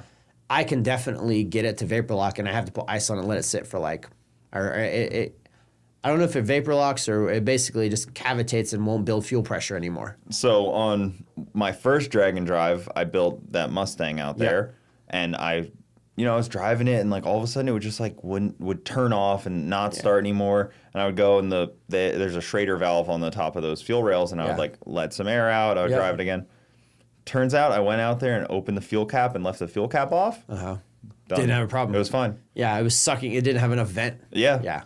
I know. I was like, oh, so it's just vapor locking. It was a hot day. It was like 100 degrees out, sun. Then on top of it, the motor and just. I mean, you look at like all these OEM cars that have all these crazy evap systems, and you're deleting all this stuff, and you're like, is this a good idea, or like what? Should man, these OEM guys are idiots. Guys are dumb. Are they though? All this wasted stuff. I mean, here. we could put fuel in, and like a car's messed up when you try to put fuel in it, and every like couple of seconds it just sploots stuff out because it doesn't have vent in the right areas. So maybe they're not that dumb. I was pretty dumb because it took me quite a few times before I was like, let me just take the cap off, see what it is, and then drove with the cap off. Never had a problem again. I'm like, God, I mean, my system's a little unconventional, right? I have a 5-gallon cell in the rear that has a fuel pump that feeds a surge tank, that the surge tank's fed by the mechanical pump. But yours is very similar, sounds like, actually. Yeah. My Camaro is very similar. The flow difference is like you're on ethanol, I'm on methanol. I could almost guarantee you if you switch your car to methanol, you would have a problem because of the amount of flow more it's going to need, the vent you're going to need. Yeah. Unless you have a crazy fuel pump feeding, because that's how it works. Like on a surge tank, you've got a feed, you've got a vent, which is usually a return to the main tank, and then you have return from the regulator to that also, right? Yeah. So I have a feed, I have a return from the regulator, and then on top of it, I had the return, and this I learned the hard way too, it's kind of funny. I put the return from the surge tank to the fuel tank in the back, I put it at the bottom. Yeah. Well, guess what? When it vents, it has to suck the fuel. You never vent. So like the first event I went, or first place I went to, I'm like, well, this didn't work. That was dumb. This is like years ago when I built that surge tank stuff. So I'm like, well, this is dumb. So then I moved it to the top of the tank. Well, then it became a problem that if I put too much fuel in there and I launched it, it would then suck and then it would lose all the vent there too. Yep. So then like right now what I've got is I have a dedicated -12 vent on the very top of the surge tank that vents to the very top of the actual filler neck on the gas tank itself, the factory gas tank. And that's how I get it to work right now. Interesting. I wonder... I'm sure there's someone out there that has a sensor on that too, pressure sensor. Well, I would just put a pressure sensor in the surge tank, and it'd be really easy to add. So I'm really thinking about adding it just to see what's going on there. Just even for like a little bit, just to see like what it's is there pressure, or is there a vacuum? Like it'd be just nice to see. Put like a 3-bar map sensor on there or something. Or something like that. So that's what I have on my crankcase is a 3-bar map. I probably will because I am curious. Like I'd be like, this is what's going on. Well, my Camaro has a pretty big pump in the back, a pretty big electric one. Exactly, and that's the one thing I thought. Okay, if I added a second pump and fed it more, because it's actually you're getting your vent is actually from the feed and the return. that turns into the vent. Yeah. That is the vent for your system, right? And I've never worried about sucking it dry because I have a pretty big ass pump back there. Exactly, yeah. But I don't really street drive my car too much. Yeah. Like I don't know. It's all the way back here all the time, and it's just kind of like one of those things. Do you know how much fuel you use per pass? Probably what, half a gallon, 3/4 of a gallon at most? Yeah, right? 3/4 of a gallon. Yeah. See, like mine is like a gallon and almost 1.2 or 3 on methanol, gallons. of course, it's more. Yeah, mine's like 1.2 or 3 gallons, roughly, give or take. And so, like, I built the surge tank to be like a true 2.5 gallons. So, I think one day, if I ever do drag and drive, what I would do is I would put a cap on that and turn that into a whole closed system. Yep. And that would cycle 8 injectors with methanol, and then I had 4 injectors with pump gas being fed by a tank in the rear. Whew, that's a lot of injectors. Yeah. That's a lot of injectors on one car. Injectors scare me because, like, a clogged injector is a real tough break. If you have really good filters, though, it doesn't seem to ever be the problem. Yeah, I haven't had that issue on my car, but I've seen some of the bigger dog injectors seem to clog worse than like the small. Yeah, I have 2 sets of type. 2600s, ID 2600s, and I have a 6 micron filter. Yep. Right after the mechanical pump, right before the injectors. Yeah. So the negative of it's a 6 micron filter. It catches stuff, so it needs to be replaced more regular. But the positive is it's a 6 micron, so nothing's getting past it into your injectors. Yeah, I got the 2600 IDs on there too. Exactly. I've been blown away by those things. They're pretty good. Yeah, like I idle my car not at like a 14.7, like I idle like 1250 and 13.0, and it idles pretty good. Mm-hmm. And like obviously my car still has VTEC, so I don't have a big crazy cam, so I idle my car at 1100. So as good as it idles at 1100, I'm pretty impressed too. Listen, I got VTEC also. It's just called VVTi. VVTi, exactly. Yes. So, Toyota's version. Yeah. It's a little different though. You've got a very old van. You can move the cam back and forth. Yeah. Mine doesn't move a cam. It moves a rocker that then turns into a bigger part on the cam. Yep. Mine just degrees the cam differently. Which is the intake side. Exactly. Yeah. So like that's Myvec on an Evo 8.9. And it uses similar deal, oil pressure to do it. Exactly. Yeah. It's pretty cool the way that Toyota has this. Yeah. And you're talking this is years ago. I know, and it works great. It works great. It helps cool the car like 300 RPM. I was going to say earlier. 300 to 500 RPMs. That's how there's between an Evo 8 and an Evo 9.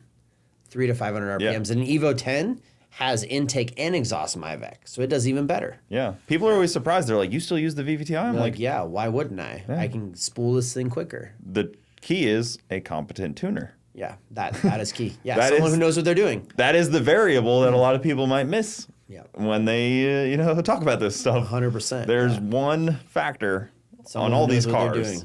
I think Alpha's kind of like not a lot of people even know who he looks like or anything, right? He's kind of like a secret guy out there in a way. He's just low key. He's not really very outspoken about it. I've talked to him multiple times, like on Facebook and stuff about stuff, but he's like actually the precision guy was like, has anyone ever met him? Like they were talking about this weekend. They didn't know what he looked like. They didn't know anything about him. Yeah. But he doesn't he's not a big out there, this is who I am kind of person. He's definitely the silent partner of induction for sure. That's cool. Victor and Alpha. Everybody knows Victor. Everybody's seen Victor. We've all seen Drake, times. right? Yeah. Exactly. Yeah, exactly. Victor's outspoken on that stuff. Yeah. So hopefully World Cup again. Are you driving the Evo again? No, we probably won't. Luke is driving the Evo 8. I'll be taking the Integra. Okay. The Evo 10, we don't plan on taking it out until someone beats us again in it. So we've been 776 at 189 in it, and there hasn't been a 7-second Evo 10 yet. Rafe's really close to doing it, and I think he'll be the first. The Evo 10s are weird because they kind of just disappeared. We work on a lot of them. But I never see them at events. I never see them anywhere. They're not. It's like the difference between a B series and a K series. That's the 46 through to 4B11. Like completely different motors. Yeah. And they have their inherent issues. Like a different crowd of people. Yeah. Own them. That too. It's like, oh, I got an Evo. And it's like, would you get Evo 10? And people are like, oh, that's not an Evo. And they're like, well, it is kind of an Evo. Like, yeah. It is still an That's Evo. It was an evolution. Yeah. Like, what really happened was they took these cars that were like Evo 5s, Evo 6s and 5s and 6s and 6.5s were like true race car rally cars. Yeah. Then they tried to improve them to more daily drivers, and the Evo 8 was kind of more of a better, if you're going to build a race car, build an Evo 8. Yeah. Evo 9's a little more refined, and the Evo 10's just a more refined daily driver. They didn't try to build race cars. Yeah, as far as anymore. like a daily, it seems great. I mean, Great car. When I think about Evos, I usually think about chases. It's kind of like the one that, 3DX one back in the day. Yeah. It's kind of one of those. We all that remember Chase online. Everybody. Nothing's changed. He's still not far off. Yeah. Yeah, the early like TX2K videos of him out racing everyone. Grandma in it or mom, whoever was in it. Yeah. Exactly. I always think of the 3DX Evo because there wasn't a whole lot of Evo 10s like that. And that one's always jumps out at me. It's cool. Yeah. Oh man, that is funny. And you driving that car, that's so different than how your Integra is because the way that it puts the power. It has a center differential. It seems like it's trying to rip itself like this. It's basically like it's got a center differential, and the center differential can kind of decide where it wants to send the power. So I will say the positive is that car probably taught me that car taught me more how to drive than the Integra. Yeah. Because the Integra, like you launch it has its like it comes out and does little things like that, but it's not bad. The Evo 10, like it tried to kill me a couple times. It moves around a lot as it kind of skates going down the track. It's like darty. It's very darty, and that's just. And there's a chance that maybe we found out the rear diff we have kind of did that, and it did that. But man, it's definitely one of those things where like, okay, like I would say it definitely helped me learn how to drive a car better. Interesting. Sure. Some cars are darty, and then you see the in car, and the guy's like. And you're like, wait, you could have held that straight. I've got some good videos of the car. The other thing is it is a 5-speed. So the car, I'm shifting 5th in the quarter mile, and it's an H pattern. Oh, wow. So my hand is like, I can show you a video here. My hand is on the shifter a lot, but like you can watch the car and like down the like a good solid Maryland, right? You go to Maryland like 60 degrees sun, track's really nice. Yeah. Then it gets to be 35 or 40 degrees in this track at night, and the track's still good. Midnight, right? The car doesn't go straight. It literally skates the entire way down the track. Yeah. But it's dead solid straight during the day. So it's just really, dependent. But that's an Evo for you. It's like you just got to point and keep going because it'll pull you out and it'll kind of pull and push at the same time. And they're way more fun to drive than like my Honda is. Even like the R35s, like, I was thinking of like Christine Dodworth, like her car has always like, or just all of them. But especially when you have like 200 plus mile an hour car. Yeah, when they're just like all over the place. They're going like 1,600 feet to get down the quarter mile. Yeah. It's sketchy. Sadly, they're sketchy. All-wheel drive cars with center differentials that decide where they want to put stuff, they're definitely worse. Yeah, it gets a little scary. And, it's cool that you get to work with Lucas because he seems like a wealth of knowledge on racing and tuning, building, like the whole nine. Yeah. He's one of those guys I've always like looked at in the industry of like the TX2K kind of like people of like, oh man. I mean, there's like a whole team of guys, right? Like who we are is just the team of everyone there. Like we're talking like there's 8 guys there and they all have what they bring that's really good. Yeah. And like you're talking a team of, we've got, let's see, Jeff, who had the DSM back in the day, all-wheel drive DSM, and when 730 was the first DSM to take out John Shep's record from like 2007. He's the first DSM to run 7s after John Shep, right? And then it was auto DSM, so like he works at the shop, and then he had built the car, Luke tuned it, we tuned it, did all that. And you got Aaron, who's our main tuner, who tunes like everything at the shop, like if it's got a Haltech, if it's got an AM Infinity or an AM Series 2, which we still do some, there's not very many. All the factory ECU flash stuff, like he does all of that, right? And then Lucas does all the Motec tuning or anything that's a race car, a Motec, an R8 or something like that. He's doing all the tuning there. TJ is our engine and transmission assembler, and he's like the true guy that like him and his brother built him and his brother just built a car with a 6285, a Honda that just ran 7s on a 62 millimeter turbo. Oh, wow. Right? And he builds all the engines, and he's like, I have 3 guys there, including myself, four guys really, that can actually build and tune their own cars from scratch, right? And then Sean, extremely meticulous technician, crazy on like how he wants everything to be perfectly symmetrical in every way of the lines, right? Really good technician. Jaden, another guy, same thing, like comes from the side of OEM repair. And like when it comes to like he's telling you about it like a problem, like we get a lot of random cars with just problems that other shops couldn't figure out. Yeah. Like they took them there first, but they couldn't figure it out, so they bring them to us. Here's a box of parts. We're struggling. Something like that, yeah. Yeah. And like, dude, his diagnostic stuff is so good. And then Alex, who's only been there a couple years, he helps me run the front side. You know, he comes from the side of like worked for PG&E and the customer service side. So he doesn't get phased very much. Like I can get a little more phased by someone, but like, you know, obviously in our industry, people are real.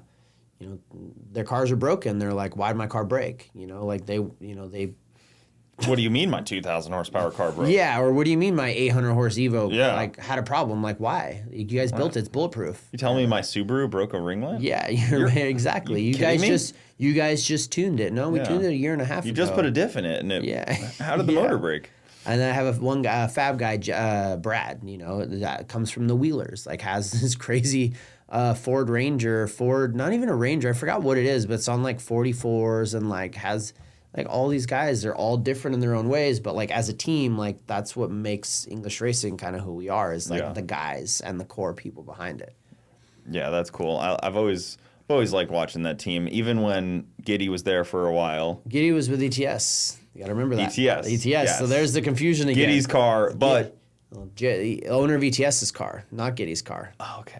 JR owned the car. The owner of ETS, that was his car. Giddy drove it. It's Giddy's old car, but Giddy drove it. See, it wasn't Giddy's car. There's always the air of mystery around all of that, and you know, obviously, it was a joint effort to fund and develop these parts. No, JR funded the silver car all himself, and then when the car that beat the silver car to sixes was available for sale, he knew that the chassis was something good to do, so he bought the car from Giddy, I believe.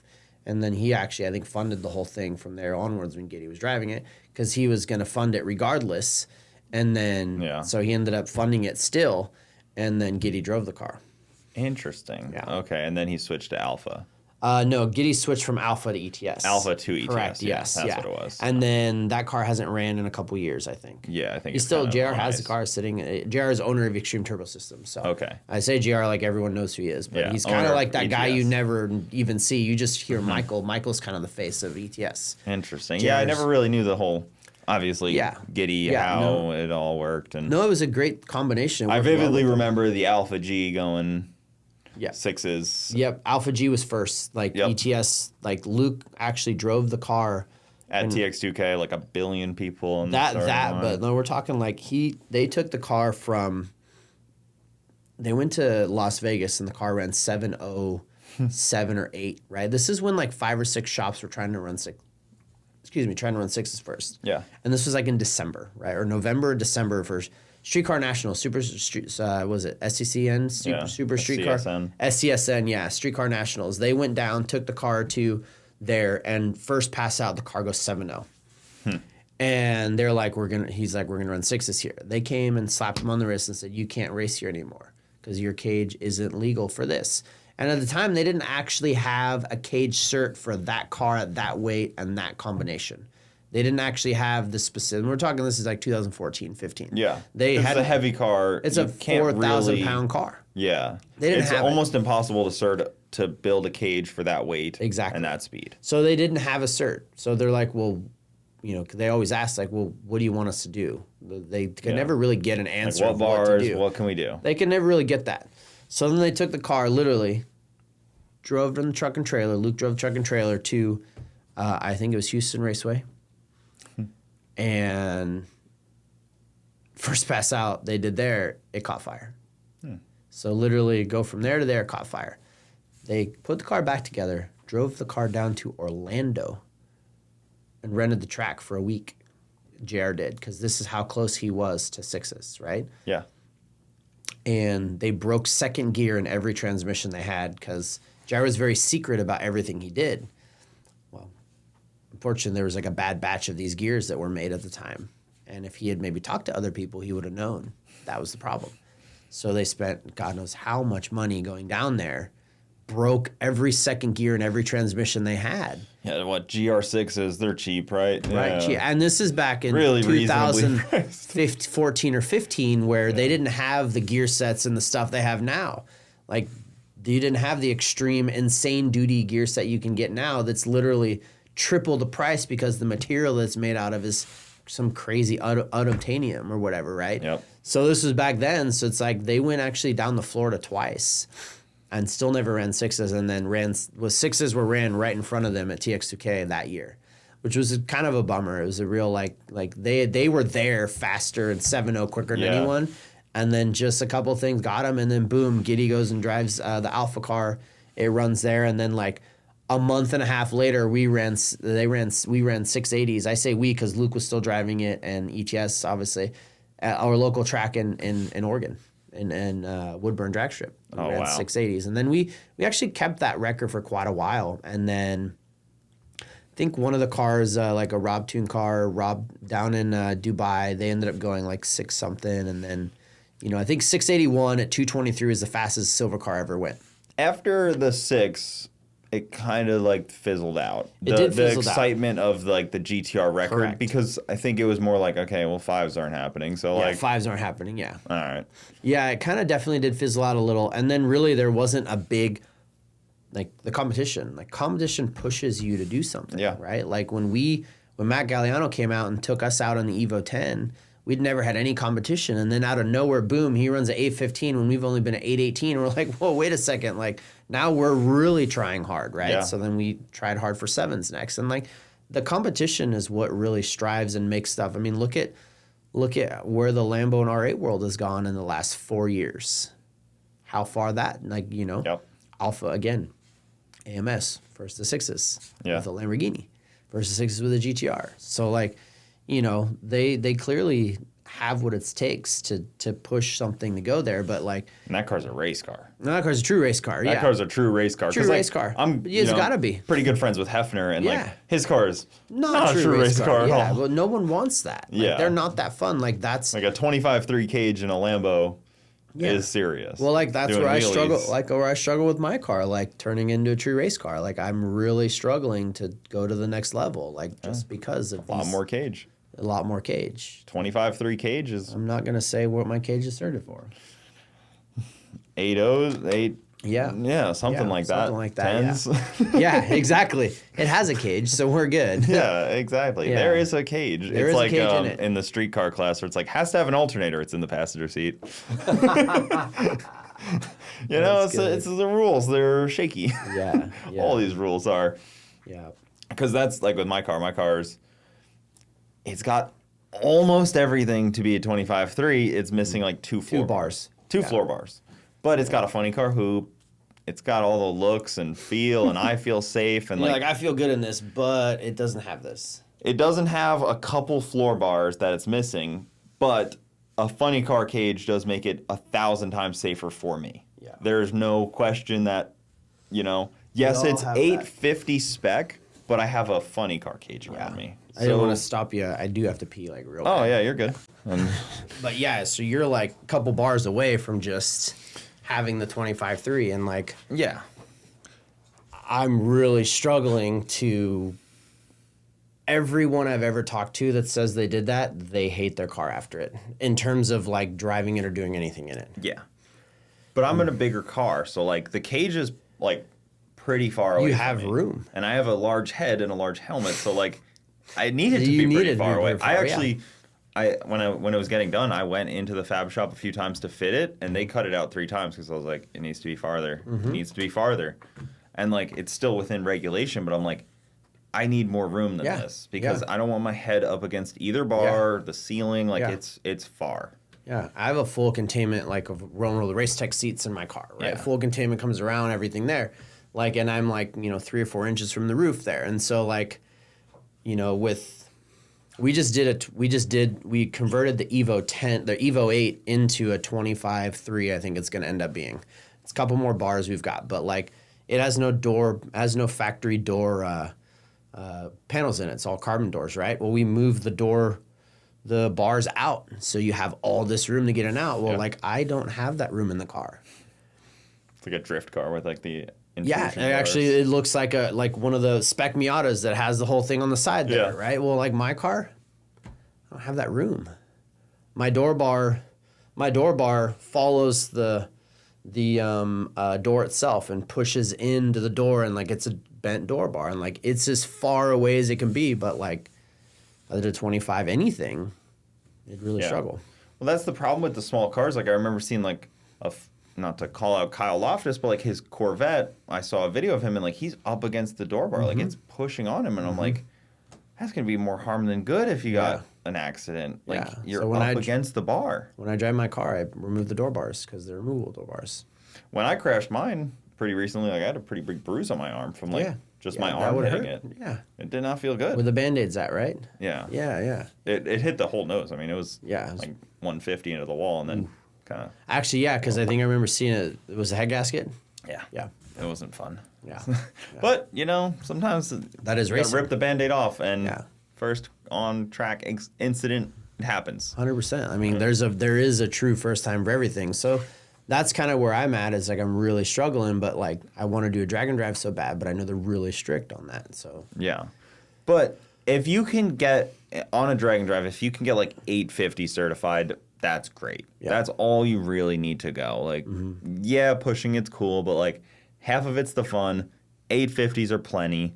And surviving the week is the biggest thing. Yeah, and 850 is a great, like most classes are to 850 because of that. It's so easy to get it's easy to get a cage to 850. It's hard to get it past it. It's expensive. It's like cutting up a whole car. Double the cost of the cage. Yeah, you got to cut the whole floor out half of these cars and put a whole.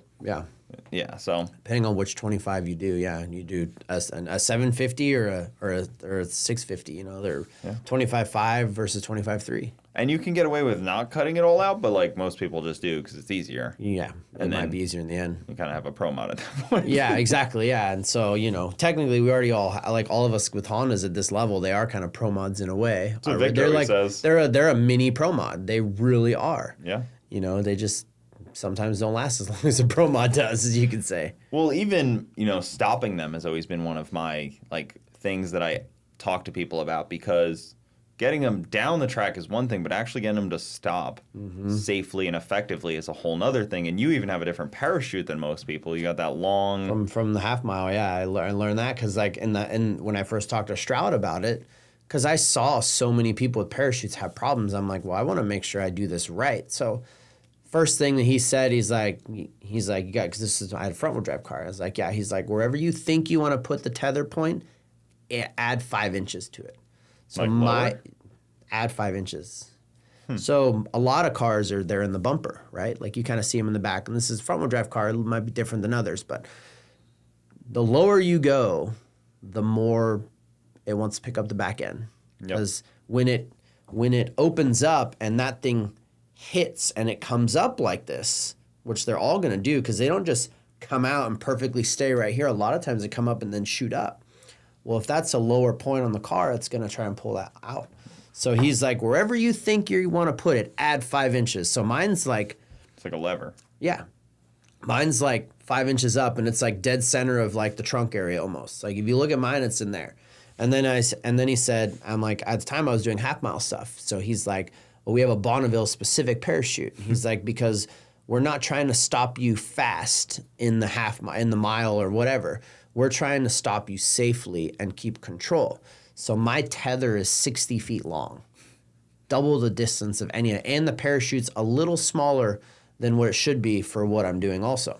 So all those three things kind of come up to, like, when I first pulled the chute in front wheel drive, like, I don't have the weight that the front wheel drive guys have. Like, I only had like 850 to 870 on the front tires. Some of these guys have, you know, I mean, damn near 1,000 pounds, if not more, on the front tires. So that's probably a real difficult thing to learn how to do. But that's pretty scary. That's a lot, right? And so that's why they chunk the tires pretty bad. I think they chunk tires because they're spinning the tires on a radial style prep. But and then stopping them, Jamie says he chunks them a lot too.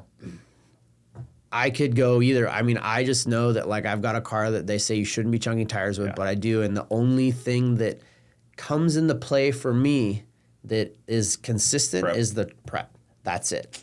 Interesting. So, and I have a smaller tire, right? I have a smaller width tire. And, like, I've slammed on the brakes, like, hard as I can. And I think, we're going to create heat. Maybe it's a combination of both, right? Maybe it starts to peel them off and pull the rubber apart. Yep. from that. But like, and then when you're on the shutdown, you're doing it. But you know, even Brooke at TX2K, she was chunking tires like crazy in the GTR because there was a very radial prep track that time. So, and even talking about stopping again, you start to, if you walk the staging lanes on the X Street, you start to see some weird Aero where they have flaps that are which I thought about doing that like 10 years ago. Controlled, or air CO2 controlled. 100%. And I thought when the Bugatti Veyron first came out and it had an air brake in the rear, I was like, man, that would be so cool to figure out how to add. And I never did it, but I always thought about it. So what those guys are doing, it definitely, like Nicole's car actually does it. Yeah, Nicole and Damon. Yeah, like she's got one, and she's had one for longer than most people. They're both like engineers. Correct. So it makes sense that it comes down from that. Yeah, and when you're talking about sensors, those two have more sensors on that car than anyone I know. Exactly. Which is super cool. I think the sponsor on the side of the car is like... Boston Scientific. Yeah, I think, exactly. Yeah, so I don't know. The calculator company. Yeah, a little more than that. They do some more stuff, but yeah, so they're actually super good. Texas. Yeah. They're super good friends of mine too, funny enough. So. Yeah, they were on the show. They were awesome. Yep, I was talking to them before I came here, funny enough. I was going over some stuff with Dave, and I'm like, well, what do you think? I'm like, this is what I've got. And he's like, yeah. I'm like, because this isn't, like, what just filled in my car isn't like a typical, like, I didn't chuck rods. Like, the piston destroyed itself, and the rod's still in the car. Yeah. So I'm like really like I'm sure the rod did have, looking at it, I'm like, it can't be positive, but the rod didn't go through and come out anywhere. So yeah, and they did the sick week with his car. Yeah. And Rob did it along with them. Yeah. Rob drives the Civic everywhere. Like that Civic's really clean. Super clean, super cool. You wouldn't even think anything of it because you wouldn't think it could run stickers, 8 anything. Yeah. It's on like some nice wheels, and then all of a sudden it just clicks off 8-second passes. And you're like, oh, that's cool. Like my dream with, if I ever do a drive, I will do it someday. I'm telling you, it's gonna happen. I had some goals. 750 and 200 are my goals. I've gone to 750, haven't gone 200 yet. Well, you had a bunch of goals half-mile racing. Then you went to all-wheel drive. Yep. And then I just started drag racing. I went from like, I wanted to go 220 and a half. I did it, but I didn't do it. I know it would do it, but I broke transmission after transmission after transmission because nobody had a 5-speed. A company made a 5-speed for me. Because a 4-speed with a super tall final drive just doesn't sound very fun, acceleration-wise. And so they built it, and I broke everything in that transmission that whole year. Like, my car always made the power, like, and it was decently reliable at a time, right? Yeah. Excuse me, but, like, you know, I went all-wheel drive, and all I did was break the transmission every single time it went out. And I literally destroyed third gear into 8 pieces, like, all 4 pieces or all 8 pieces in the bottom of the pan, of the catch pan, after I broke the transmission and it popped out. Like it broke the entire half of the bell housing, outer bell housing off, everything. And so I was like, what am I gonna do? You know, and so I wanted to go 220. In my head, I went 220 because I pulled the chute at 223, but I didn't have a slip that said I went 200. Say, if the data said it. Data said it did it, whatever, but it's, you know. Yeah, you sound like one of those draggy guys on the draggy chats. Yeah, draggy's like, oh, my car. The draggy Facebook group where they're... Yeah, I'm on there. I watch it. Yeah, I see something. it. Yeah, it's something. Like, it did it, but I didn't have proof. I mean, I only have proof of what the Motec data log says, and that's about it. Yeah. It's only the draggy guys wouldn't accept it, dude. Exactly. And even though I've, like, looked at the 60 to 130 and I've compared them on there, and it's all average, but draggy guys be like, oh, no, like... Need the valid draggy data Doesn't say here. valid, dude. Doesn't say valid. Like, all right, well, this one says valid, and I did it. This one says invalid, and they were done in the same spot. Why? Like, GPS is only so accurate. Yeah, they're not accurate by law. Yeah, it's a GPS. It's literally by law that they have to be inaccurate. Yeah, it can only be so accurate. They used to be more accurate before 9/11, and then laws came into place. And then they're not as accurate now. Weird. Yeah, great. So, of course, we're not going to follow that. Whatever, sure, we'll let it go. So yeah, and I broke that. Man, I totally forgot what train of thought we were on then. We were on goals. You know, goals, you've had a few goals. You did the front wheel drive goals, and then you did the all wheel drive goals. Yep, and then you know, I feel like if you want to enjoy and keep doing something, you got to have some sort of goals or something that's going to keep you going forward. Yeah. And like I'm always trying to do something. Hate only feels so much. Exactly, you can only feel so much from hate. Like you know, so like I'm always trying to just still enjoy the car and do something different. And the drag and drive has been something like I can drive the car right now 35 to 45 minutes in 85, 90 degree day without a single problem. That up. Without a single problem, right? Yeah. It actually got worse when the billet block got in there. I can't drive it further than that. Stock block, I could drive it, no problem. So there is something to be said about the billet block in terms of a negative is it retains heat way more and everything went up. The coolant temp stays up longer, it gets hotter, and the oil temp is skyrocketing compared to where it used to be. Is it heavier? It is heavier, yeah. Because I took 30 pounds out of the rear and added it over the front now. So it's about 25 pounds. Well, the added capacity of the oiling system, the external oil filter, the lines to it, all of that added, and then the oil pan I added like an extra quart and a half. Because we're talking cast aluminum versus billet aluminum. Yeah, it's not like my 2J. It's like iron to cast iron. Yeah, like an Evo cast block, which is iron, versus a billet block. Huge difference between those. Yeah. So all of that stuff kind of came into play, and so it's harder. So I actually have a massive PWR rear mount radiator that's going to go in the car with dual brushless fans that I had made because I measured everything where I want to put it and how I want to do it. So I have that, but that would change the entire combination on the car right now because I'm going to need an alternator that can support the higher amperage because I'm going to need 150 amps. For the fans alone. For the fans alone not are going to be huge. Not even the water pump. Not the water pump, so I never need an electric water pump. I'm going to need an oil cooler, and the way I'm going to do the oil cooler is I'm actually going to run the oil cooler off a switch and a thermostat that will actually pull oil from the oil pan and put it back in the oil pan instead of run it through the pressure because I don't want to lose my pressure that I would get through there. So you need its own pump. So it's going to need its own whole pump. Yeah. So then I'm going to delete the radiator from the front of the car. So I'm going to add and change all this stuff. Well, I feel like it's going to change the entire car. And so my concern would be is like I'm in trying to make this goal and do these things I want to do right now. If I drastically change this car, then it might be harder to do this because I'm only going to add more weight. And I'm going to add it behind the back tires. I'm going to take it off the front. So in a way, there's going to be losing it in the areas that you might want it. So my concern also is, too, if I do all that and then I'm, like, not happy trying to be front of, like, I like going fast with the car and I like trying to make a car work and stay together. And so I have in my head, I'm hoping I don't, but there's a possibility that I do all this and I do the drag and drive, but then I'm like, I want to go fast again. So like, I was gonna say like we all want like a Swiss Army knife, but you have to accept that you're not going to be the front runner in X Street if you have a Swiss Army knife. Yeah, exactly. You just have to accept it. Yeah. We can all be Brett LaSala with yeah. I have a bell for him, but yeah, because like that car is super versatile and somehow it wins everything. But 9 out of 10 other cars, you gotta pick a lane and go towards it, or be prepared to change for like drastic changes for each thing. Yeah. Like you might do a drag and drive if you want to pull a trailer, do different rear shocks or something. Yeah. Because it's going to be heavy back there. Mm-hmm.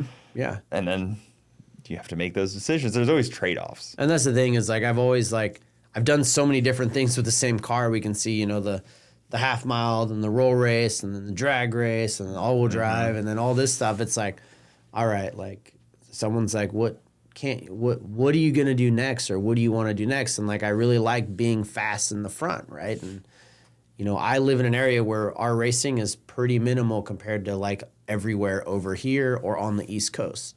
Like if I lived anywhere around here, you damn bet you I'd be racing a lot more. Yeah. But we don't have that up in the Northwest. I mean, we're going to lose our track. I mean, today was the last event. I think I've gotten like 5 text messages here. My buddy Kevin ran, I think he ran 7s on a non-slick all-wheel drive Honda. Like I went 807 at 187 on a true street tire. Yeah. I think he just ran 7s on it. That's pretty cool. Pretty like cool. A hard tire type of radial. Not a hard tire. Like it's a bias ply. But it's a street. It's like one of the M&H weird looking old school tractor tire looking things. They come in a 20. They come in a 25 and a 26 inch tall. Weird. They have they're a bias ply though, and like I ran 807 on it, and that was my plan. Is I was gonna roll around on those wheels and tires, Those are the red ones that are on my car. That is that tire. Yeah. And it works really good. And that would be my dream is like I wouldn't even put slicks on the car. I would just roll up, run an 850 or try to go as fast as I can with that tire and just drive away. Like that's my dream of the Dragon Bring a couple spare axles with you and call it a day. That's what Rob did. I know Rob broke a couple. He did. He just actually got some upgraded rear axles that are now, he hasn't had that problem yet. Oh, okay. He actually bought them from me. Because the last Dragon Drive, even Kyle in his Red MR2 had some axle issues where he just like melted the boot or something, melted the cup, something Probably weird. so hot around there. Yeah, it like was dragging and overheated or something weird. It was stupid, and then he had to change in the reins. So that's Dragon Drive stuff. Yeah. See, and like I see people like they're like fixing motors and stuff in the middle of Dragon Drive, like changing bearings and all that. I'm like, yeah, I don't want to do that. Like I want to be able to go. Like if the car has a catastrophic problem, like if I can't repair it, like in a good 3 to 4 hours, then I'm not gonna like, okay, we're done. Like, yeah, I need to fix this. Like, we also have to like be like the parts availability and time frame. Like, yeah, at some point you got to cut your losses. Yeah, I've seen people where they're like 8 hours from the next track, and the track closes in 6 hours, and they're still trying to fix their car, and they're an hour from fixing their car. I'm like, what? Yeah, like, brother, you brother, like, you just what are you gotta doing? cut your losses at this point. Like I hate to be that guy. That's how I would do it. Is like if I got to the point like I had a problem, like it's not like what Damon last year. I think he had a few intake manifold explode or something, and then fuel line or something. He uses real specific lines. He couldn't fix it. He's like, yeah, load up, trailer, and off I go back home. Like there's and both of them said like be lucky if you can even make it the first week, your first time doing it. And in my head, I want to make it the first week I do it. So it's like I will definitely figure some stuff out, but like. I don't drive my car enough. Like I don't drive it a couple 100 miles. I've driven it 100 miles in one day. Like I've done that, but I haven't done that in a long time. It's not like as fun as people pretend it is. I think it's gonna be not fun. But like a lot of streetcar guys just like pretend driving these cars all around is like this fun. Extremely fun thing. Like you're racing a car all around. It's like, no, I drive that thing like a baby, and I'm listening to every noise, and suddenly I'm like, yeah. I actually just when I drive mine around, because the transmission's so loud, I just put sound canceling earbuds in, listen to music, and I don't listen to anything. Yeah. I just hope that everything I've done is right and it doesn't destroy itself. But like you never know. Something like even when I'm like shutting the car down on the drag strip, I'm like, what's that noise? What was that one? What's that? Yeah. Well, Vic was kind of like messing with me. As I was going up for I think round one of E1, and he's like, "There's some weird noise coming from the back of this thing." I'm like looking at him. And he's like, "Yeah." He's like, "I don't know what it is." I'm like, "Oh yeah, it's the spring. It's not the spring, but the little round. I have a spring launcher." And I'm like, "It's just that thing making noise." Like, I don't know, because like I didn't necessarily think I'd come out and qualify first in this class, but I kind of did. And so oops. Yeah, oops. Yeah. And so I think it was more of a like, I don't know if you should run it, like, Just trying not to give you that 20 grand or whatever it was. Yeah, maybe. Yeah. I mean, I didn't win, so it didn't matter. It's not like Lopez and I. Pretty big win. 20 grand is it would be huge. Good yeah. chunk Like, of money. I was thinking like the whole time, like, man, it'd be really cool and like first round win. I'm like, all right, that's really cool. Like, I'm on to the next round, and I'm like, I told myself, I'm like, you know what? If I win or lose, like I made it this far. I qualify first. I'll go home happy first round elimination. Right? Like, I'm totally fine with that. Yeah. Like, I was happy. Is it weird not having the English racing crew? It was definitely different. With you racing? It was that I had, which they were gonna come fish here. Out of water. Yeah, they were gonna come here. My buddy Dudley and his son, who drove my car down from basically the Northwest. They drove 40 hours one way. They stopped. They did 10 to 12 hours over every day. But they were going to come, but they're like, we just want to get going, start going back early. So they didn't end up coming down. But, they were my help. And then I was also working in the precision booth the whole time.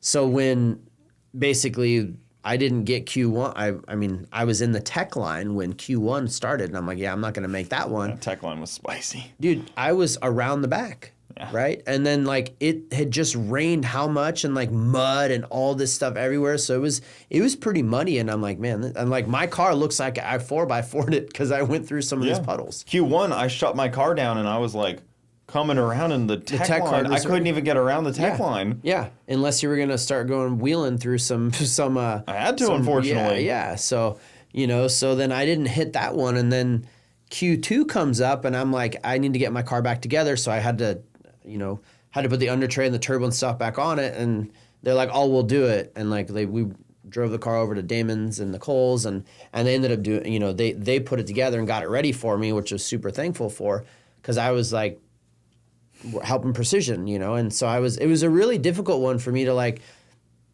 I'm here for this, not for the racing, right? Yeah. So I was like, doing the most I could and the best I could. So I definitely didn't have the normal group of people I'm racing with. So it was definitely different in that aspect. And so I also didn't have an idea how Q1 was going to go or Q2 was going to go. And we didn't know if we were going to get a third round. So I'm like, I got to kind of swing for the fence. I had enough data to know what kind of boost and launch and RPM and where to do that. But I just put a new clutch in it, and that clutch is a little different. So I didn't have a good idea where I needed to set that for my pressures. Like I have a clutch Hitmaster in it. So you drop the clutch, it holds at a certain pressure for X amount of time. And I didn't know.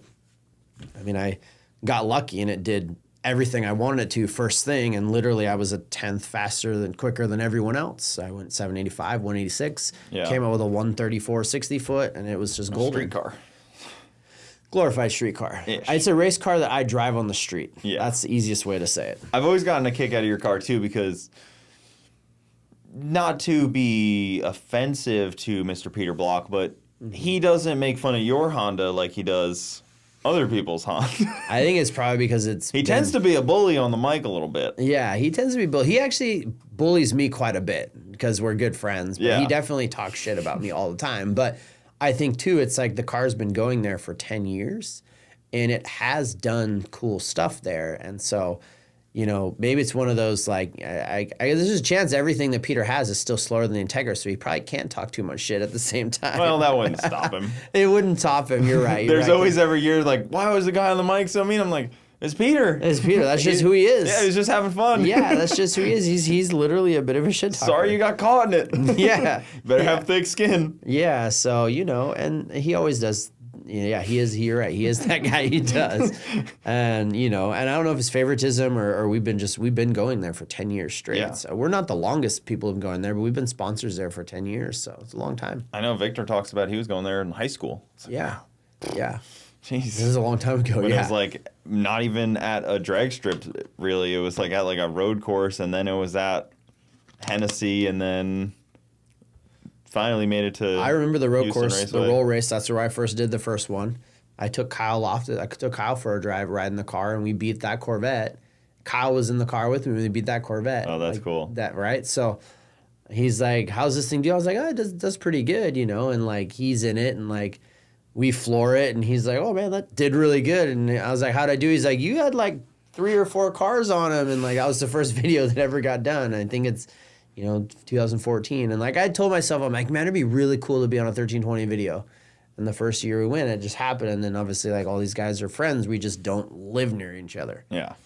So that's the other thing about the racing community is like my friends are pretty scattered. Yeah. We're pretty far and few between. You've got some around you probably, right? Yeah. Like, you're not in the Northwest, and every one of your friends that you race with a couple times a year is like Aaron Lopez and Nicole and Damon. Like I consider them really good friends, and we're all in different areas, right? It kind of sucks. Well, like Jim and Brett and Doug, who I race with, like me and Doug live in the same neighborhood. Yeah. Jim is right up the street. Jim's right up the street, and Brett's probably right 20 up the more minutes. street. Yeah, like you guys are all really close. TBM is here. Cool. Yeah. Garrett's right there. Yeah, right there. Like we got a pretty good. Kyle's actually, I'm supposed to go to Kyle's house tonight and spend the night there, Yeah, right? He's an hour from here. Yep. So like, Kyle and Wyatt. So you can help Wyatt pull out his truck motor maybe.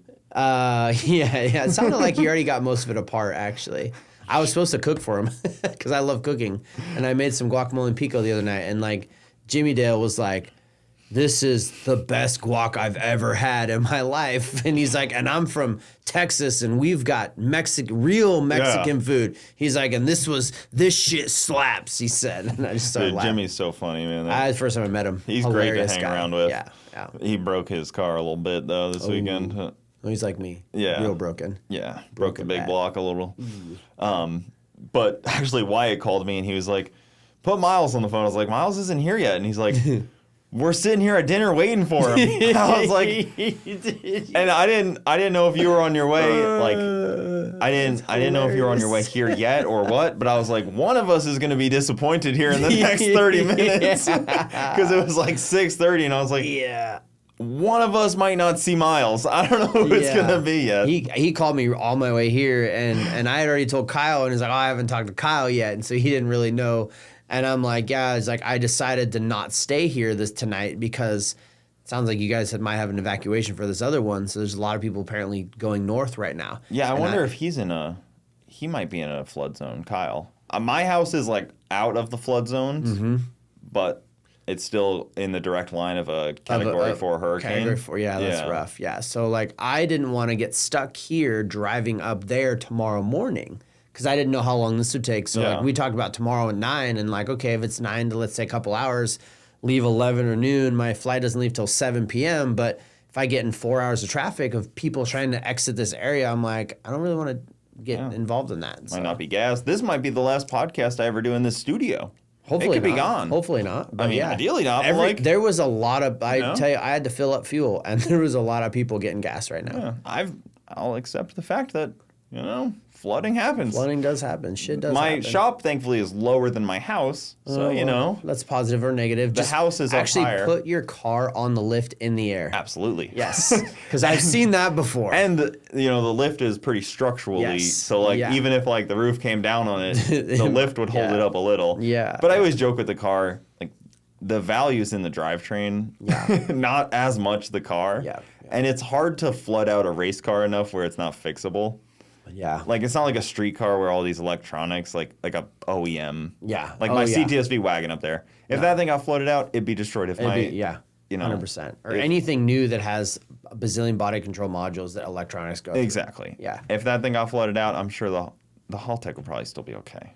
Hopefully, yeah. I don't know how waterproof they are. I don't know. I know the Motec made some marine-specific ECU. I don't know where that one... Well, the Pro EFI that I just took out, they always proved you could put it in. No one ever still wants one even anymore, though. But that's the joke. I'm like, it's for sale if anyone wants the Pro EFI. If anyone still wants it, it's for sale. And everyone's like, yeah, we don't have a computer well enough that can do anything, and it never pulls a log anyway. Or something. That's what I never lost a log. I know. I just always heard people talking about it. Like Luke back in the day, we bought a Pro EFI for the Evo back in the day for his Evo, and he's like, I can't even open a map with this thing. He's like, I don't even know.